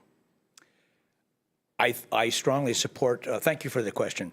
I strongly support the CMS guidelines, which will become in 2027 available to everybody. They won't cover all commercial coverage, so it's really kind of focused on the federal coverage that they're so it's not as broad as we'd like it to be. And my fellow physicians and hospital folks would like to see this happen even faster than CMS is proposing. They have I think they have a 3-day turnaround time, 7 days maximum or 3 days. It's good. It's better than what we have now, and we fully support it. What I propose in 250 is something quite different, and that is really that we begin to agree on what the standards are, go down the list of the top 100 and identify those. If we do that, we can then automate prior authorization. It can happen immediately because we've all agreed on the standards. And they're complex, but we can apply those to any patient because we live in the information age. So I would like to see us do this. It's different than what CMS is attempting to do, but I certainly support their new rule. Thank you very much. Thank you. If there are no other questions, let's move on to HB 1085, which raises our tobacco tax. And first up, we have, let's see, Department of Attorney General.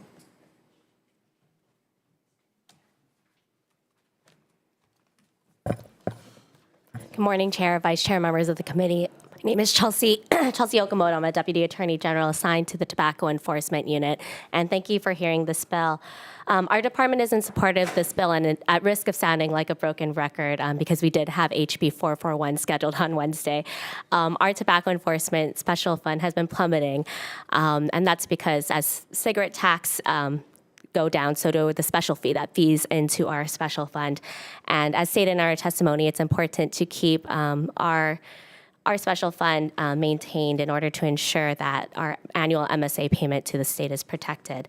But today I do want to take a moment to highlight the differences between HB 441 and HB 1085.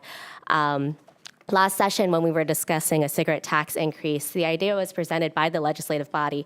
Hey, you have people that are not smoking as many cigarettes and they're smoking e-cigarettes. We have this new tax on an e-cigarette. Why don't we give that e-cigarette tax money to those special funds that are now having plummeting revenues? And so off session, we had a conversation amongst the agencies. How do we make that idea work? And we've had meetings with UH, DOH, DOTAX, BNF, like how do we make this system, how do we revise it for that idea? And so HB 1085 is a result of all those meetings. We are looking at widening the pool. So instead of relying now on cigarette taxes, it widens the pool to everything collected under Chapter 245, which includes now cigars, little cigars, smokeless tobacco products, and e-liquids and e-cigarettes. So now that gets to be distributed to the different special funds. And another cool feature about this bill is looking forward. We know that the tobacco industry, it constantly innovates. There's constantly new products out there. So if the legislature in the future decides, hey, we want to tax this new product, like maybe nicotine pouches, then that product was already under Chapter 245. It'll immediately be just automatically included in that revenue pool. So the legislature won't have to constantly go back and fix the statutes to include the new revenues. So looking forward, while cigarette sales are declining, and that's great. Again, we're glad that people aren't using cigarettes.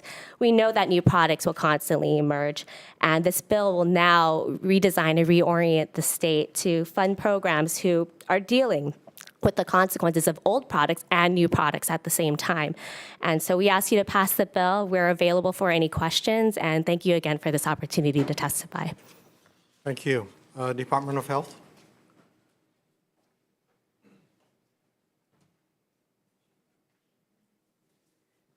Good morning, Chair Takayama and members of the committee. I'm Lola Irvin, representing Director Kenny Fink. I'm aging, so these glasses will go off and on. Aging in place, and this is a great place to age in place because we have worked together across agencies, and the Department of Health has a vision that everyone have the opportunity to achieve their optimal health. And so it's amazing to work with state agencies that also agree that we want to protect and preserve the health of people and give everyone the opportunity to be healthy. And the thing is, we know that raising cigarette taxes is a proven and effective way to help people not start and to help people quit. We also have programs to help people quit, and it's free. It's called the Hawai'i Tobacco Quit Line. And because of the members of the legislature, we also then have the ability to fund community health centers. And so there are amazing tobacco prevention specialists and treatment specialists. And so there are resources to help people who want to quit. Now, the thing is, we haven't raised the taxes since 2011. And so the taxes remained at $3.20 a pack. And we still have 1,400 people who die from smoking-related deaths a year. And I think I mentioned last time that that included my dad. He started smoking at age 12. It includes my best friend's dad, who started smoking at age 5. And it includes for me cousins and really great friends who have passed away before age 50. It includes others who also suffered from secondhand smoke. And so it's not just about helping people quit, but it's also about keeping the loved ones in our lives. And so we do support HB 1085. It would increase the tax by 5 cents a stick. And we know that it would actually bring down the overall tobacco consumption by 3 to 5%. And that's worth it. That's worth it, so that people will have the opportunity to live long, good quality years of life. So thank you for the opportunity to provide testimony. Thank you. University of Hawaii.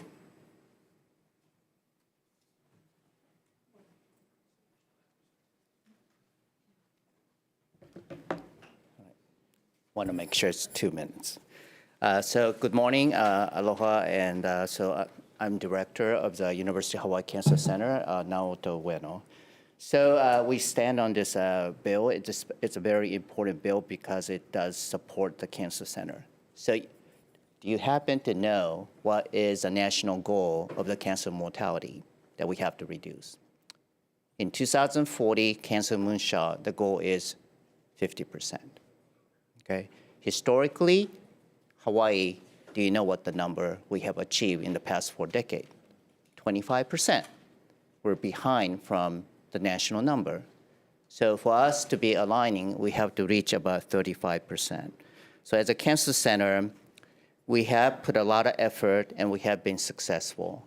And it is critical as a director, not asking for more money, but really trying to focus on the future of what we need.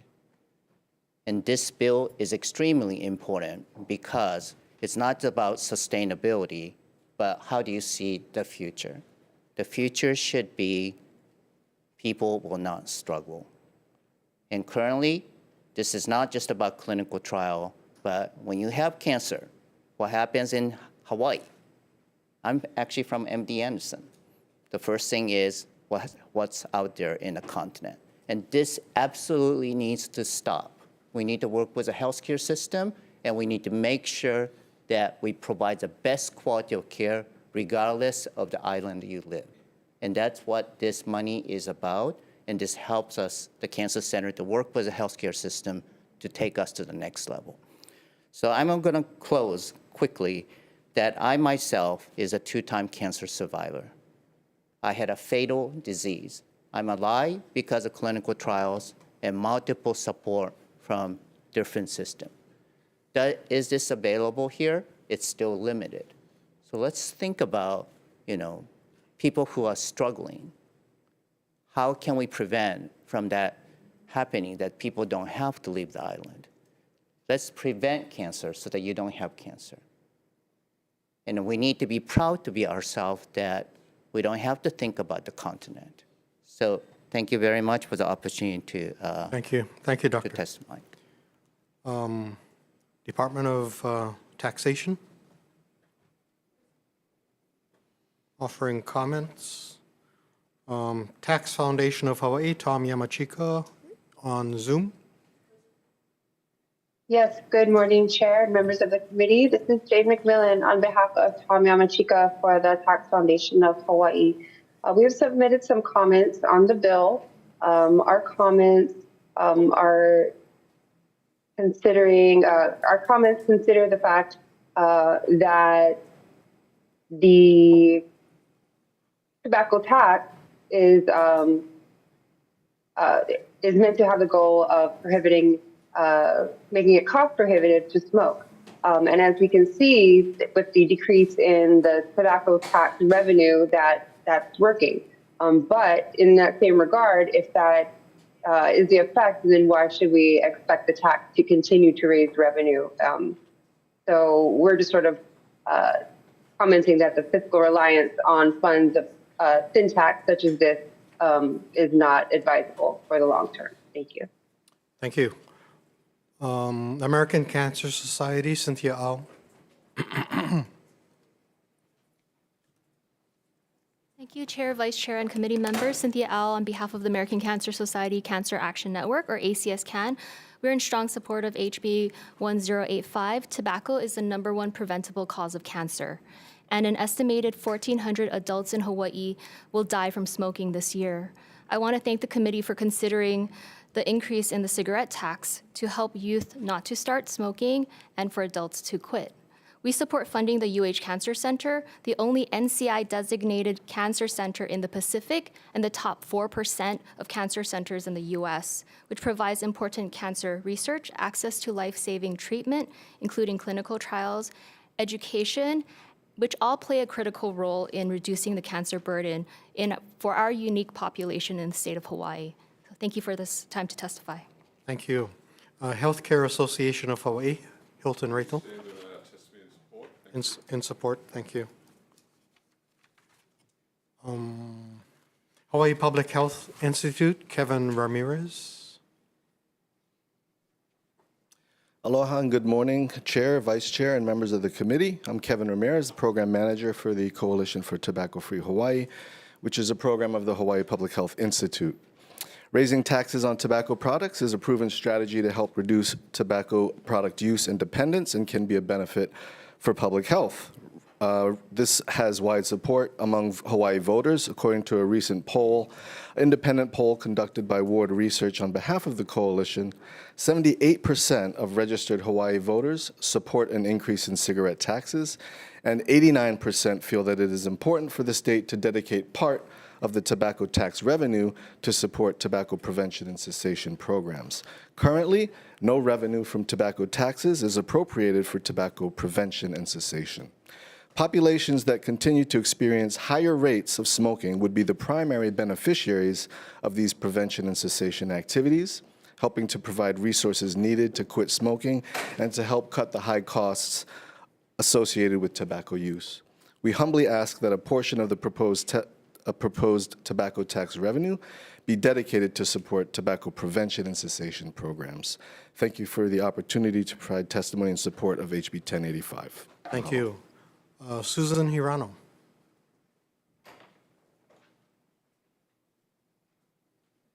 Good morning again. Susan Hirano. I'm a patient advocate and with the University of Hawaii Cancer Center, also a stage 4 metastatic breast cancer patient. Before I get started, I would like to offer my condolences to Representative Alcos. While this bill has a broader stroke, I would just like to talk about how it affects the patient. The funding of this bill provides some of the monies necessary for the Cancer Center to bring clinical trials to the island. Some of the reasons that's so important is, as a cancer patient, when you are going through treatment and have exhausted all of your possibilities, your next ray of hope is a clinical trial. For me, I've been through 8 different types of treatment. In the last 15 months, I've done 5 different rounds of chemo, all of which have shown progression. So for me, the clinical trial is my next ray of hope. Access to those clinical trials currently is on the mainland. To be able to access those clinical trials, I'm required to leave my family. So the support of your ohana when you're going through this, and you've heard me say this on Wednesday as well, is critical during this time. There's also the financial aspect, as we talked about earlier, is cost prohibitive to many, many people in our community. We have different islands that come to Oahu for treatment. It's, we talked about Molokai earlier. It's very difficult and expensive for them to fly to the mainland for treatment. Airfare, lodging, clinical trials can last for months and sometimes years, preventing people from even considering a clinical trial. So I'm just here today to show you a patient perspective and ask that you support the bill so that we can bring that type of care here to the island and save lives in our own community and be with our ohana while we're going through treatment. Thank you. Thank you. Thank you, Susan. Let's see. We have testimony, written testimony from, I counted 18 supporters and 7 opponents. Anyone else wishing to testify on HB 1085 in person? Dr. Lewin?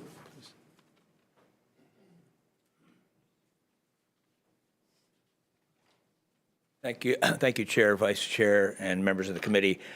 I apologize. Somehow we uploaded our testimony inappropriately, so you don't have it.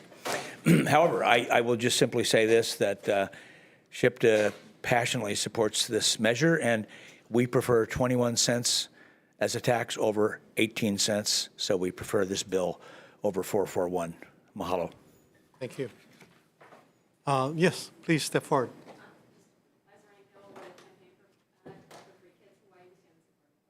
In support, thank you. Last call, anyone else wishing to testify on HB 1085?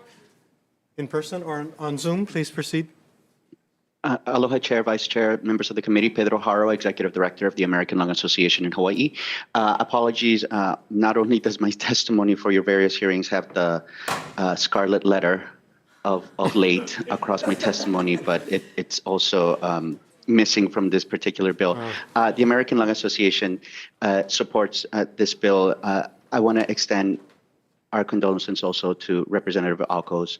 And I want to make sure that for you folks that are sitting on that table, your staff, and the people that are viewing this, the American Lung Association stands by to support any family members who have members who are dealing with, obviously, a multitude of lung issues, but particularly lung cancer, to be able to provide any assistance. What I always like to do is to give my personal cell phone number. If any of you or any of your staff or any of your constituents have any issues around lung cancer, please have them contact me directly, and I'll be happy to be able to help however I can. We also stand with Hi-Fi in asking for an allocation to tobacco control programs as part of this tax. Thank you very much. Thank you. Now, anyone else wishing to testify on HB 1085? Seeing none, members' questions? Seeing none, let's move on. Final bill on the agenda. HB 756, prohibiting flavored tobacco and nicotine products. First up, Attorney General.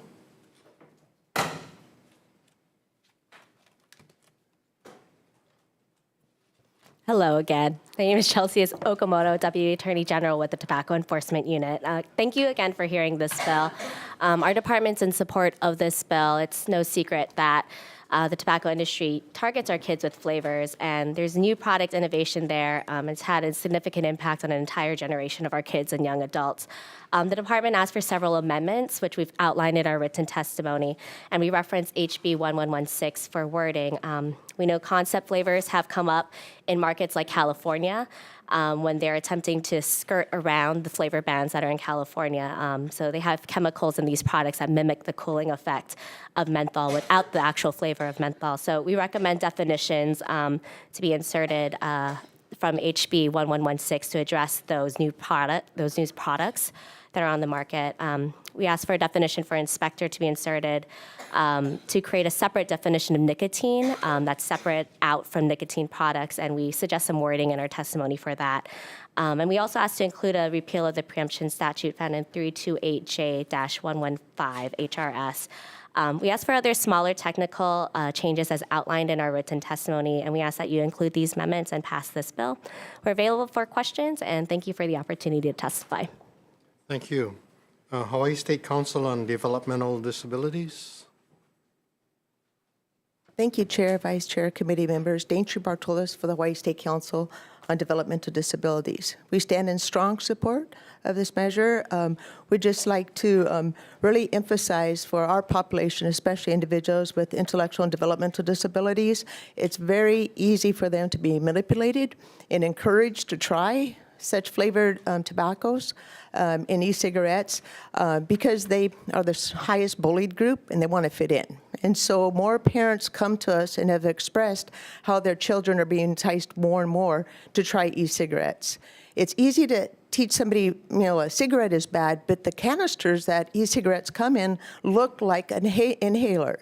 And a parent told me her son, after a soccer game, was given an inhaler and it had bubblegum flavored in it. And she saw the kids laughing at him because he was coughing, and he had this coughing fit for over 3 hours. And so we're finding it's increasing more and more. And we've noticed as other states ban flavored e-liquid, that Hawaii is being targeted more and more with different flavors, such as Molokai hot bread, POG, Shaka. So they're targeting Hawaii's youth more and more because to make up for that revenue. And it's really alarming. So we're in strong support of this. Thank you. Thank you. Department of Health.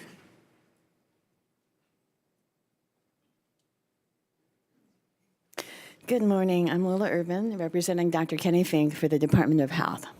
So I'm a parent of 3. And I work in the Department of Health because I believe in our vision to optimize our health. And we want children to be curious and to explore their world and to be healthy. And so we work to create communities that thrive, and we have community intervention programs so that children can move about safely. But what's happening, and I kind of like to use this analogy of, we send the kids out, like, I had a free-range childhood, right? Climbed the mango tree, jumped from a mango tree to a lychee tree, and then went riding the bike down the hill, and then went down the pier. But okay, but I got to explore. And we had aunties and everybody who watched out for us. But now what's happening with this kind of marketing of these flavored products, flavored tobacco products, it's almost like we have pukas in the ground. And it's the adults. We're putting the pukas in the ground so we can catch the kids and make money off of them. These products are highly addictive, right? So the amount of nicotine in these e-cigarettes is like 3 to 4 packs of cigarettes. They are addictive. And as my colleague mentioned, that especially for students who are special needs, these products also then take over their brain function. And so it will interfere with sleep. It will accelerate mood disorders. And we know teenagers, I was a moody teenager. Imagine that being worse because of the effect of nicotine and the addictive control of nicotine. And also, it'll interrupt their memory. So short-term memory gets disrupted. And so it will affect their academic success. This bill is a little different, unlike others that have come before this body. It puts the Department of Health as the administrative agency. And so in terms of then the consequences, it's an administrative enforcement. It's not a criminal enforcement. And the Department of Health is willing to take this on. We want our children to have healthy community environments they can grow up in. We are getting complaints from elementary schools wanting our prevention posters because they've caught second graders using e-cigarettes. So we want to be part of the solution, and we're willing to be part of it. Like the Attorney General's office mentioned, we do prefer the definitions in HB 1116, and we have hyperlinked that in our testimony. The structure of this creates a new definition of nicotine products versus what's already in statute with the definition of tobacco products. So HB 1116 relies on the existing language in law and simplifies it a little bit more than HB 756. But we strongly support this, and thank you so much for the opportunity to provide testimony. Thank you. Hawaii Public Health Institute, Kevin Ramirez. Aloha again. Kevin Ramirez, Program Manager for the Coalition for Tobacco-Free Hawaii, program of Hawaii Public Health Institute, here to testify in strong support with amendments for HB 756. We respectfully request a few minor amendments be made so the law can be implemented in a way that aligns with the intent of the bill. Those amendments align with the recommended changes from the Department of Health and the AG's office. Hawaii voters want regulations. In a December 2024 poll of registered Hawaii voters conducted by Ward Research on behalf of the coalition, 74% support a law prohibiting all flavors, including menthol, of tobacco products and e-cigarettes. Local ordinances prohibiting the sales of flavored tobacco products have already been passed in Honolulu, Hawaii, and Maui counties, and Kauai is considering the same. Most of the flavored e-cigarette products used by youth contain extremely high levels of nicotine and are illegal. One 5% strength nicotine e-cigarette, marketed as containing 5,000 puffs, contains as much nicotine as 30 packs of cigarettes. Most are illegal because the FDA has only authorized 34 e-cigarette products, none of which I have ever seen collected as contraband at our local schools. Additionally, the tobacco industry continues to develop, market, and promote new flavored products like nicotine pouches that are growing in popularity among youth.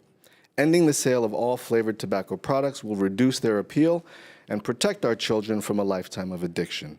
Thank you for your consideration of HB 756. We respectfully ask you to pass this measure with amendments. Thank you. Thank you. Let's see, we have Campaign for Tobacco-Free Kids, Liza Ryan Gill. Aloha, Chair, Vice Chair, members of the committee. Thank you for hearing this bill. And also a special mahalo to Vice Chair for her work in championing the trigger ordinance on Hawaii Island as a council member before coming to this body. So we're so thankful for your support on that. I want to echo all of the testimony that's already been offered by the Department of Health and HI-FI and support their amendments.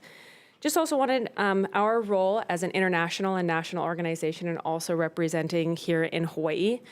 Want to highlight a couple of perspectives that we've been able to see in other states. So similar bills have passed already in California, Massachusetts, New York, and Rhode Island.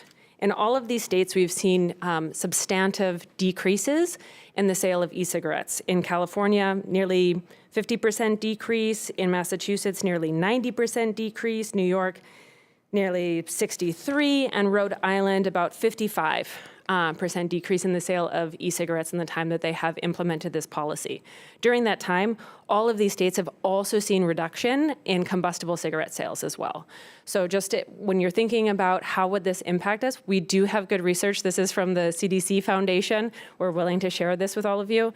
But I always feel as the Campaign for Tobacco-Free Kids, it's important to bring our youth, since many of them are in school and unable to be here, back into the room as well. And we pulled together, with the help of our comms team, a short video about 30 seconds long with real ads and influencer materials that our youth are seeing every day on their algorithm. So I encourage you, if you haven't opened that email and look at that video, it's to help you gain a perspective on what it's like to be 12 to 15 years old right now, and how much our kids need our support for their mental health, and to address this nexus of things, whether it's social media and their cell phones and nicotine addiction, that are really harming both their ability to focus and also just their connection with their peers and with their parents and their loved ones. And so I just ask you to remember and try to bring those 12-year-olds, those 10-year-olds in the room. I have a preschool and a toddler. I certainly don't want to be back here by the time that they're entering elementary school and still talking about this. Mahalo. Thank you. On Zoom, we have Reason Foundation, Guy Bentley. Please proceed. Thank you, Chair, Vice Chair, members of the committee. My name is Guy Bentley. I'm a director of the Reason Foundation. We're a non-profit public policy think tank headquartered in California. You have our written testimony, but I just want to highlight one part of that for you today, which is, as the legislation is written, this bill would ban not just menthol cigarettes, combustibles, cigars, and so on, and some of the youth-appealing products that we've heard from other witnesses. It would also ban a whole suite of products that the Food and Drug Administration has authorized as, quote, appropriate for the protection of public health, unquote.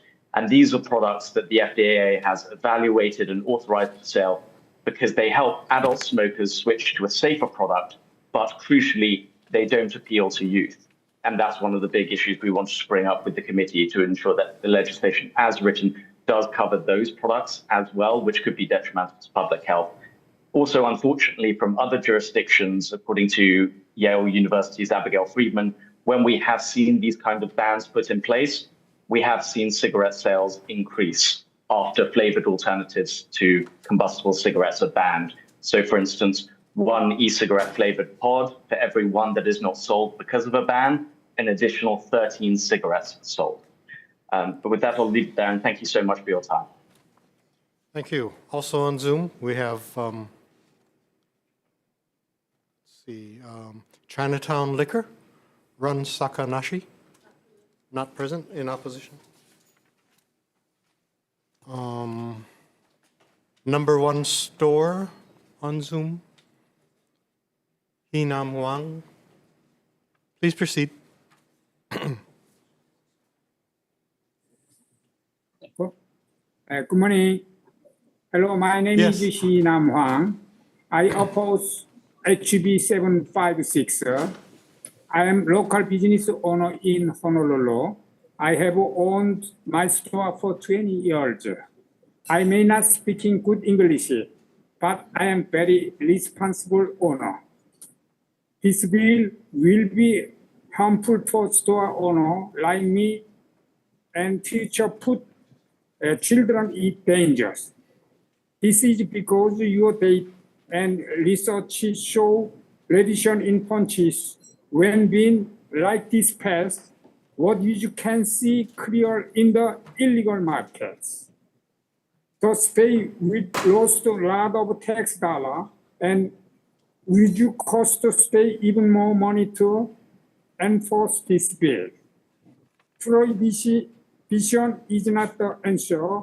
Adults have the right to use favorite products that are authorized by FDA. Stricter enforcement and prosecution of offender is needed. Thank you for your time today. Thank you. Thank you.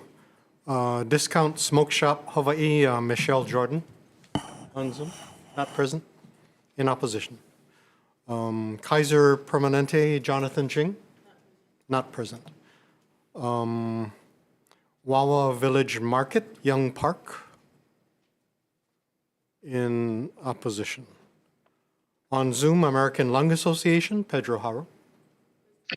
Aloha, Chair, Vice Chair, members of the committee. Pedro Haro, Executive Director of the American Lung Association. We stand in full support of this proposed legislation. I just wanted to highlight something from my testimony. We stand on a written comment. One of the things the tobacco industry will try to do is to carve out menthol from these type of bills. And I know that I'm speaking to the choir, but all of you said in other committees where this might come into play with other chairs.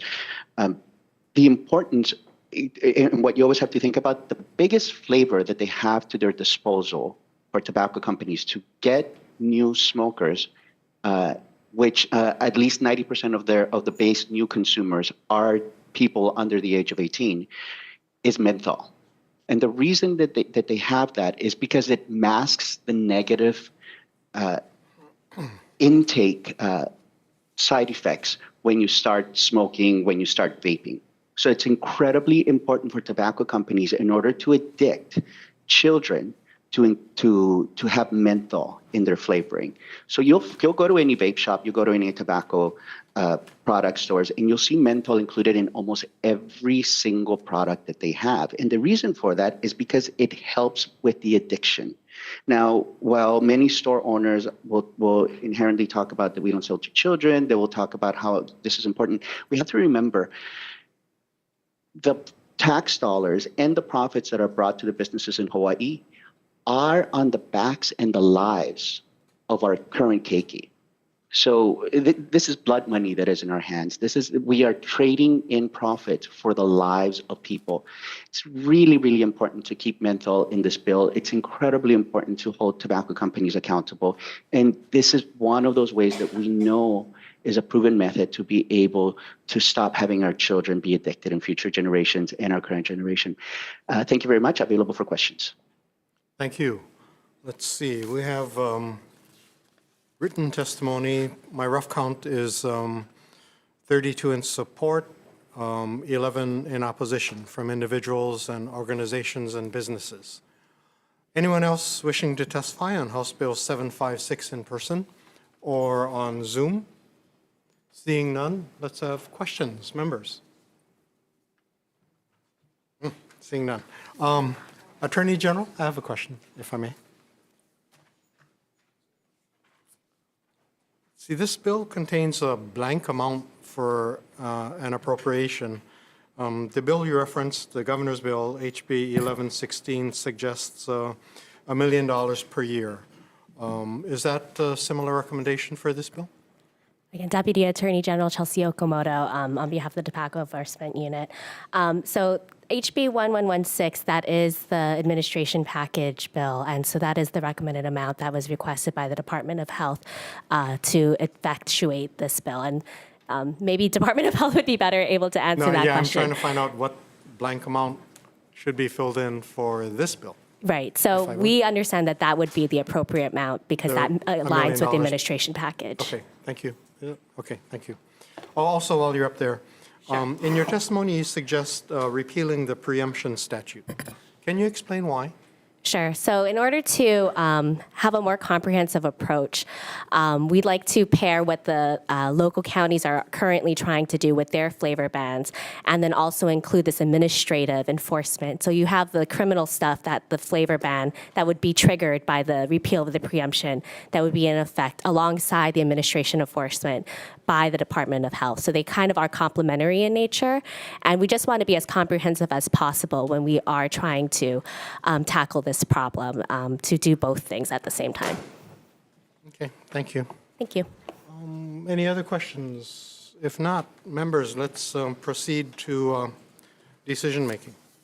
Just give me a minute.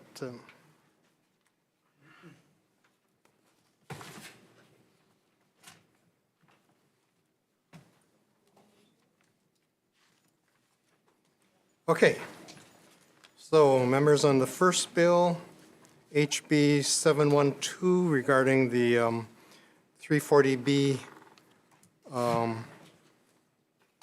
statute, my suggestion is that we move this ahead with several House amendments, and that would, number one, incorporate the suggestion from the Attorney General that we place this measure under Chapter HRS Chapter 481B, which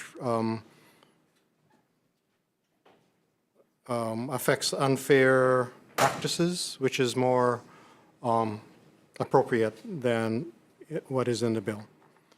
Secondly, I'd like to adopt the recommendations from the Hawaii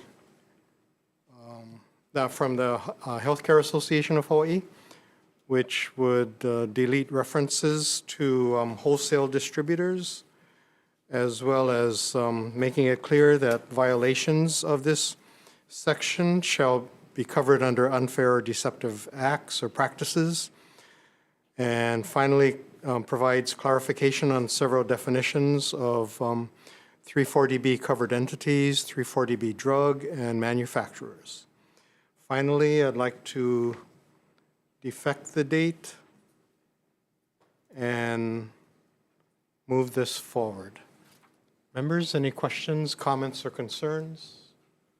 If not, Vice Chair for the vote. Thank you, Chair.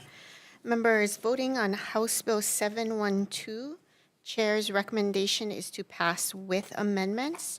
Chair votes aye. Vice Chair votes aye. Member Amato. Aye.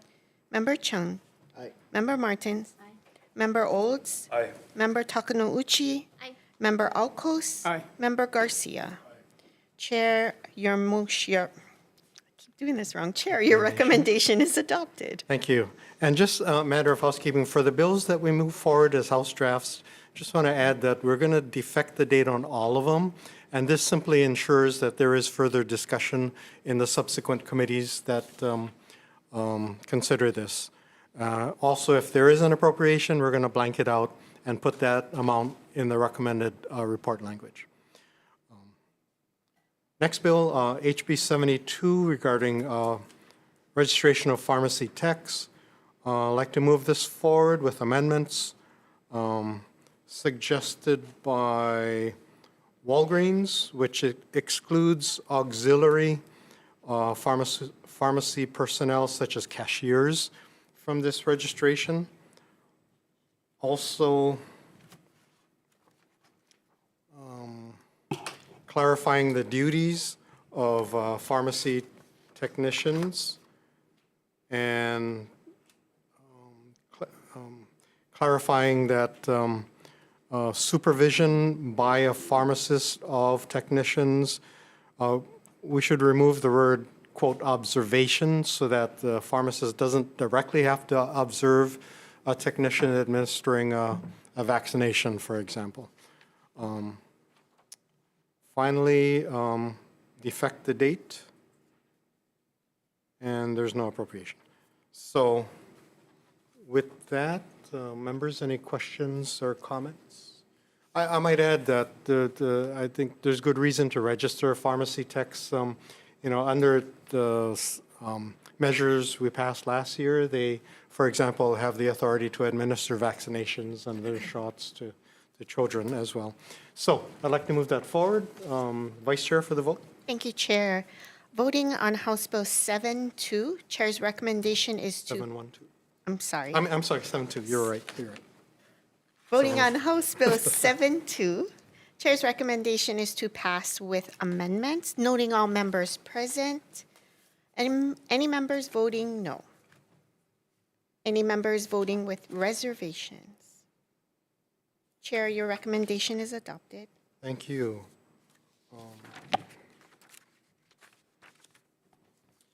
Next bill, HB 714, relating to healthcare workforce development. First of all, I'd like to adopt the change which was suggested by several testifiers, which changes the receiving agency or the administering agency to DBED. I think a UH and DOE is now in there. Replace that with DBED. Blank out the appropriation and put in the report language suggestion that the amount of 1.4 million per year for each of the next 2 years be considered.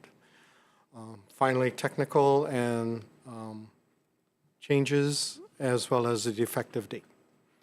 Members, any questions or comments or concerns? If not, Vice Chair. Thank you, Chair. Members voting on House Bill 714, recommendation of the Chair is to pass with amendments. Chair votes aye, Vice Chair votes aye, noting all members present. Any members voting no? Any with reservations? Chair, your recommendation is adopted. Thank you. Next bill, HB 1179, Rural Emergency Hospitals. I'd like to move this forward with technical changes as well as the effective date.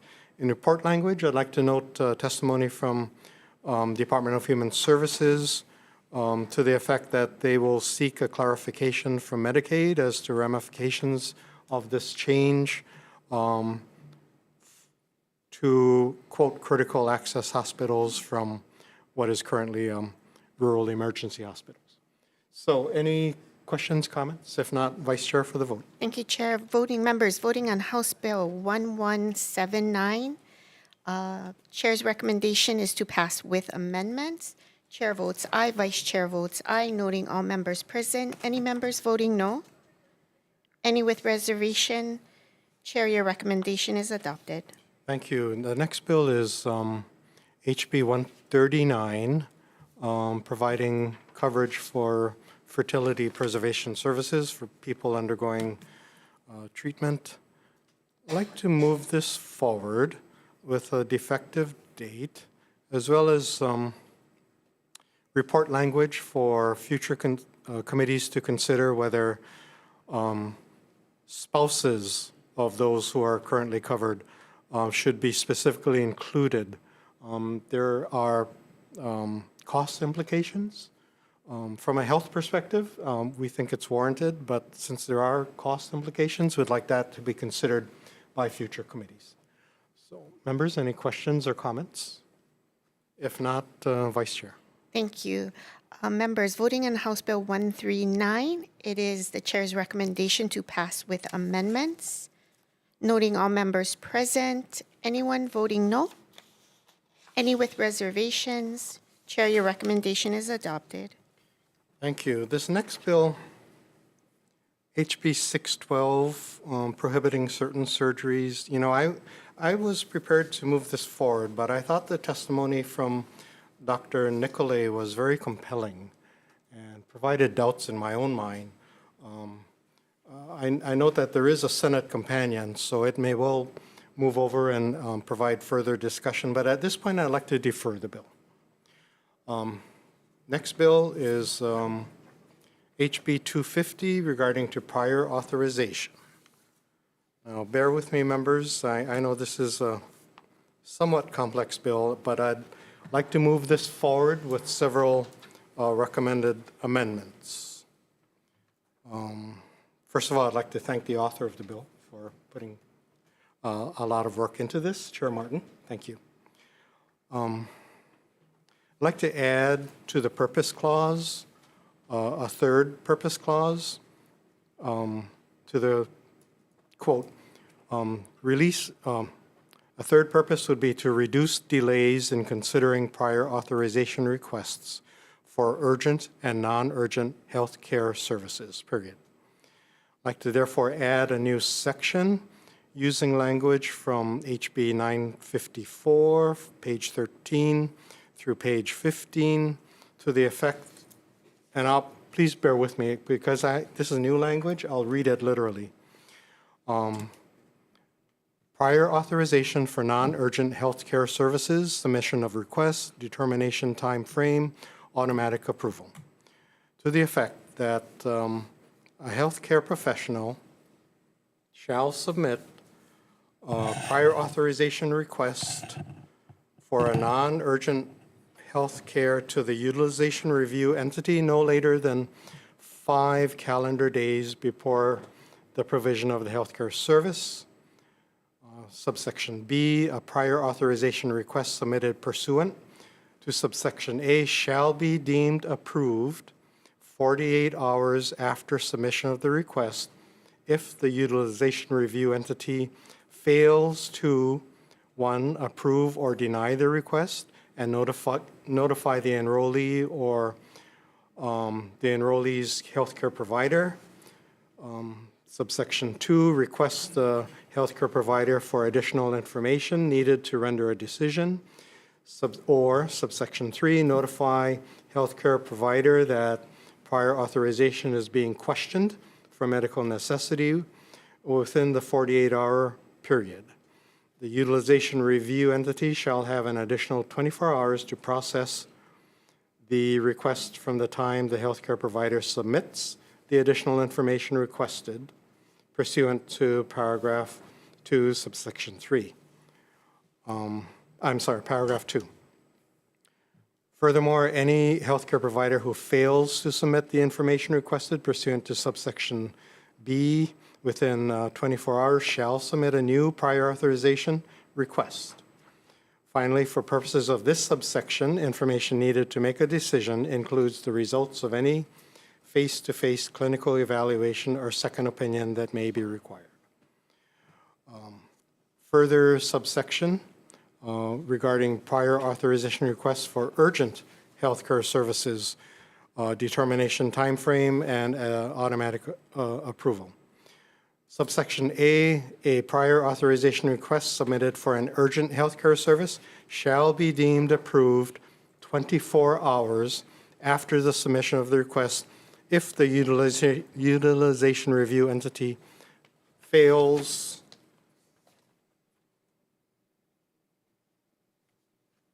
to, subsection 1, approve or deny the request and notify the enrollee or the enrollee's healthcare provider.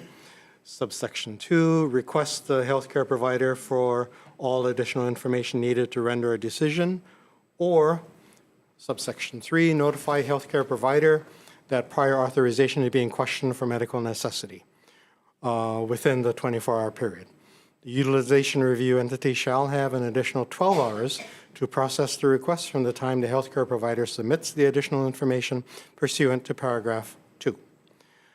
Finally, subsection B, any healthcare provider who fails to submit the information requested pursuant to subsection A2 within 12 hours shall submit a new prior authorization request.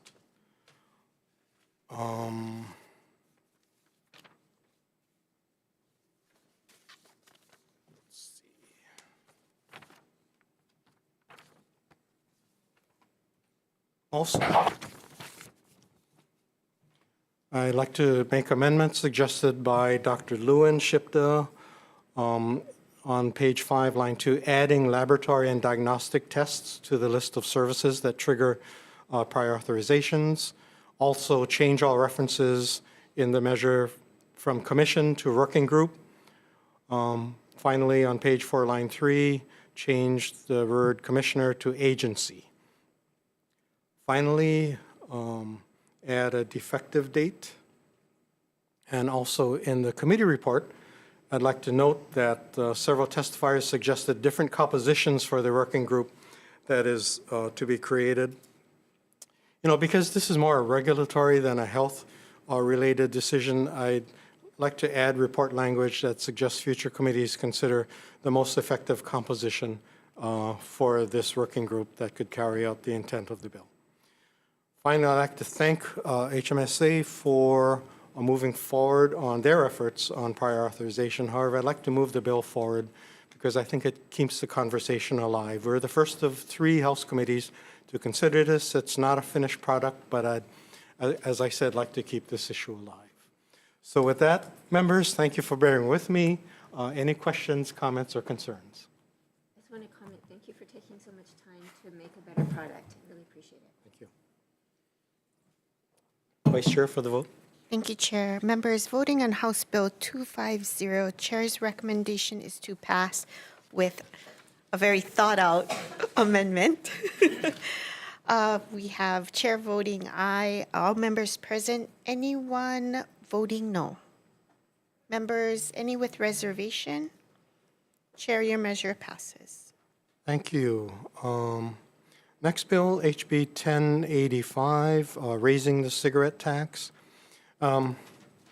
Members, I know that a few days ago we considered a similar bill, HB 441. The reason is we couldn't consider both, is, as I explained earlier, is because the referrals didn't quite enable us to do so at the time.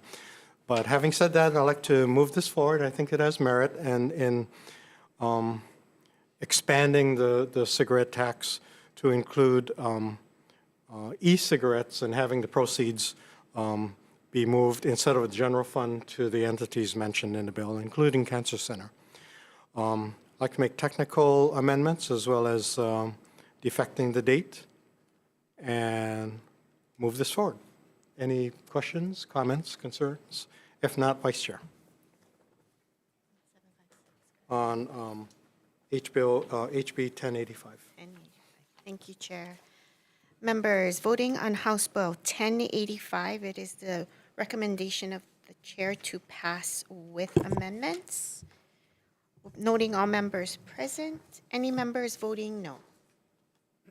Any with reservation? Chair, your measure is adopted. Thank you very much. Now, on the final bill, HB 756, relating to prohibition on flavored nicotine products and such, I'd like to move this forward, adopting the recommended amendments we heard articulated from the Deputy Attorney General, in which she suggested 7 amendments. I'd like to adopt all but one of them, the final one, which would repeal the preemption statute. I'd like to keep the preemption statute, but adopt the other recommendations from the AG. Also, adopt several amendments suggested by Tobacco Free Kids, which are more or less technical in nature. They clarify the definitions for tobacco product flavor enhancer, include pouches and lozenges in the types of tobacco and nicotine delivery mechanisms, removes employee from the definition of retailer, and includes importers, distributors, and retailers who add things to packages to claim that the product is flavored as prima facie evidence that the product is a flavored nicotine product, in the prohibition on mislabeling of products. Finally, I'd like to blank out the bill language regarding the 2 FTE program specialists and 1 FTE hearings officer. Put this in report language along with the suggested appropriation of $1 million per year to carry out this measure and defect the date. Now, I understand concerns expressed by retailers and others that, even though we ban it, this product might still be available on the internet and in the black market, but that hasn't prevented the state from banning, prohibiting other harmful substances, drugs, fireworks, a number of other products. But I think the important substance of this bill is that it would reduce the advertising and marketing of these products to young children, because we all know how influenced they are by such advertising and marketing. So that is really, I hope, the ultimate effect of this bill. So, members, any questions or comments? Representative Amato. Thank you, Chair. I just want to say thank you for your work on this measure. I'm really hopeful we can actually pass the ban and see it cross the finish line this session. It's been a lot of work over many sessions to try and do it. So thank you, Chair. Thank you, so do I. Any questions? Chair. Representative. I apologize, everybody, for holding you guys up so No, little not at all. longer. Please proceed. So I'm in strong support. I appreciate you hearing this bill, Chair. I just want to share my own personal experience. When I was 19 years old, I was in the service. I was deployed to Iraq, and what's very common, especially amongst the infantrymen, is the pickup of nicotine products, both dip, chew, and cigarettes. On that deployment, my experience was I started flavor dipping first, and then menthol cigarettes in that deployment. It was very hard to kick the habit. It's very common, and I'm sad to say that one of my buddies on that deployment currently has stage 2 lung cancer. He has children. They just found out during Christmas time, and they're afraid it's going to be re-diagnosed as stage 3. In my previous experience working as a social service provider, predominantly working with homeless and street-identified youths, flavor vaping was very, very common. That tends to be the entranceway for them getting into it.